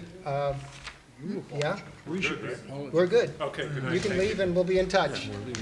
Okay. What is it that you want to do? Well, I went through it. What, no, yeah, just tell us what it is that you want to do, what you're applying for. We told George we met with My him this partner, afternoon. Chris Meyer, and I purchased 277 Rhinecliff Road in December. It's an old, beautiful farmhouse, and we're doing everything we can to restore it to its original glory. Yes. I mean, that's really our intention. This application is to replace the windows.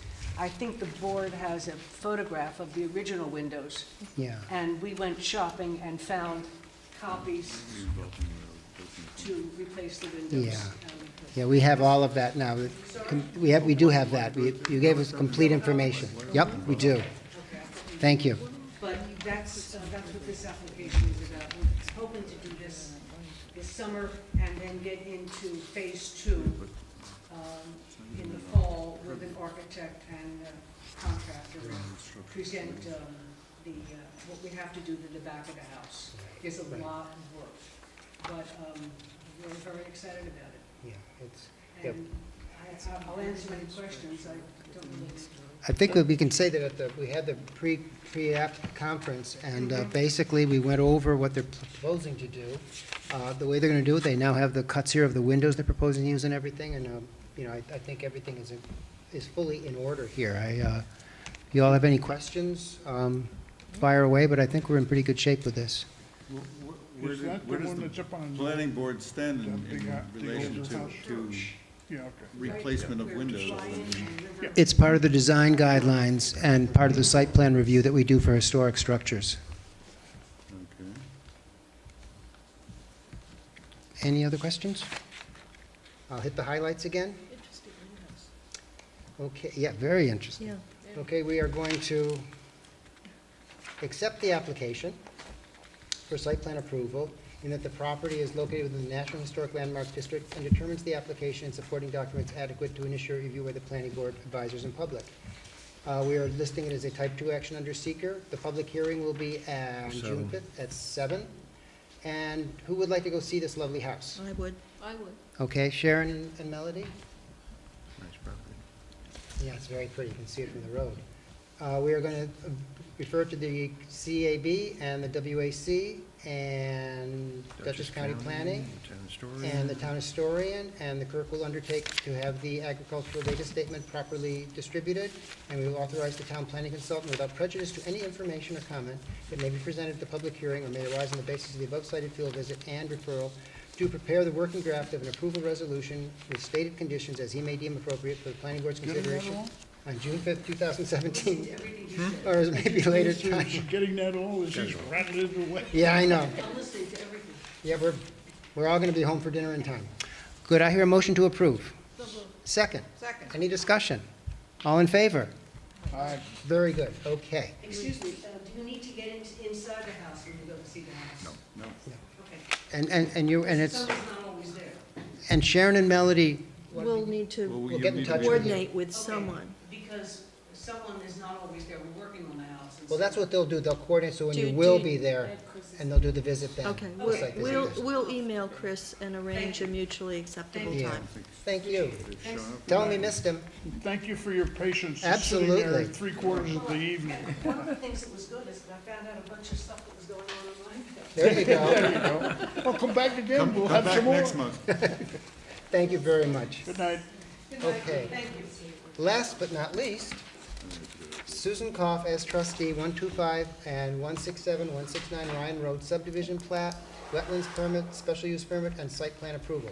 Sketch plan conference and if timely, initial presentation of application for subdivision plat approval under Town Code Chapter 101, subdivision of land, application for wetland permit under Town Code Chapter 120, wetlands, application for special use permit, and amendment of approved site plan under Town Code Chapter 125, zoning in the matter of 1, a .562 acre lot line alteration between Lot 1 and Lot 3A, each remaining in excess of historic preservation district minimum lot area. And 2, the installation of an underground electrical line from Ryan Road to a transformer serving the single-family dwelling under construction on Lot 3A and a relocation of the generator site depicted on the related approved site. Actually, the lots are not, they're non-conforming now because they're only, they're not 20-acre lots. Yes, they are. They With, are? with the consolidation, they are. But they are Okay. now, yeah. they were Okay. before. She made them conforming. Okay, very good, very good. Just wanted to make sure. Okay, we had a pre-submission conference today with George Rodenhausen presenting, and they have all the documents in right now. Many of you may have remembered that there was that unauthorized driveway that she was putting in off of Ryan Road to join up with the old railroad bed. That was, a stop work order was put on that. It was a issue with the zoning enforcement officers, that there was no authority to do it. He put the stop work order on, and she provided a plan of restoration to put that back to the natural condition it was in before she did that. And the driveway is out, the area has been taken back down to the original soil line, it has been seeded, it has been hayed, there are silt fences as needed, and in the fall, there will be trees being planted in there according to a planting plan done by Meg Crawford, which I think fully fulfills that requirement, therefore that violation will be cleared up. So what she's doing here is, at the same time that she did that, they also buried the utility line from the pole on the corner there of Bryan Road up to the house. That was not part of the approved site plan. So that's what the site plan modification is to approve burying that line that is buried at this point.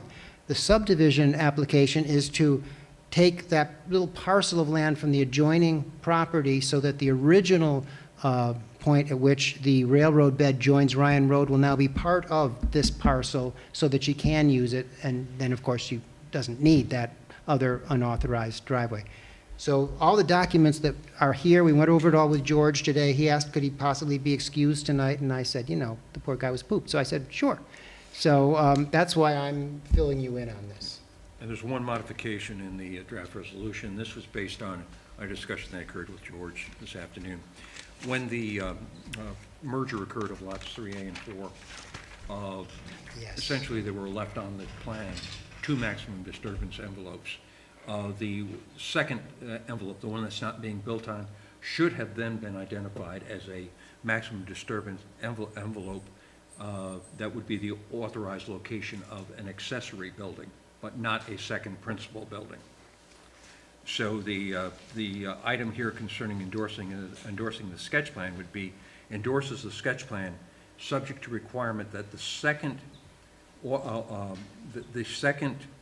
maximum disturbance envelope be identified as the authorized location for an accessory structure and not a second principal building. And I think that And George agreed. George is- George yeah, agreed that fully that correction agreed. should have Yeah, occurred. Yeah. So, Michael, I have a question. Will the procedure be review and eventually approval of the buried utilities, followed by an electrical inspection? Is that how that will work? Whatever's required to hook, yes, whatever So they Central want Hudson requires something. documentation that shows. Yeah, I think the building inspector will probably be the one who basically coordinates that, because it'll be part of his giving a CO for the building. One would be the electrical sign-off for the hookup to the house. Was That'd be the fine. original installation documented and shown to be done according to? Not to my knowledge, I don't know. That's something we will have to find out. So might there have to be just a little excavation to make sure there's a tape there? There might have to be, to make sure that it was, yeah, and that it's the proper depth, all of that. That may indeed be necessary. That would be up to the electrical, the building Right, inspector. we would talk to Ed about that, and he would coordinate that. Yeah, Central Hudson will require that inspection occur before they hook it up. Mhm. Yeah. They didn't require that before they hooked it up the first time, though. It's not hooked up. They did not hook it up. Oh, they did not hook They it were, up? they were told not to. Okay. But it's They really were on on the the building pole, ready to inspector hook it up. Yeah. to make sure that That- it was done This correctly. close. Yes, Yep. yes, absolutely.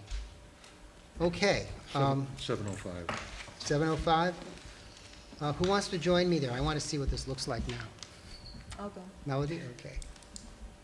I really want to know how they restored that area.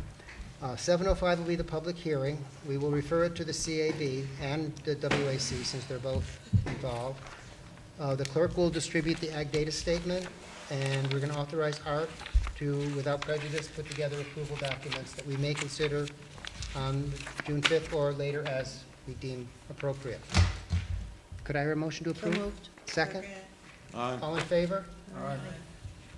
It's only, it's hardly that late, it's the shank of the evening. Did well. Yeah, that's, I believe that's the end of tonight's entertainment. I took care of all the new items in 40 minutes. So Yeah. that was that. What about the reference to the ZBA? Oh, we did that first. Did that first. In the first 3 Was minutes. that the? That was That the was two the garages. lyric. That was the two garages. That was the garages. Okay. That's, No, I just saw the address. I no. remember hearing the Need address. the motion. Done. Second? Second. All in favor? Aye. Thank you all very much. It's been a long night and a lot.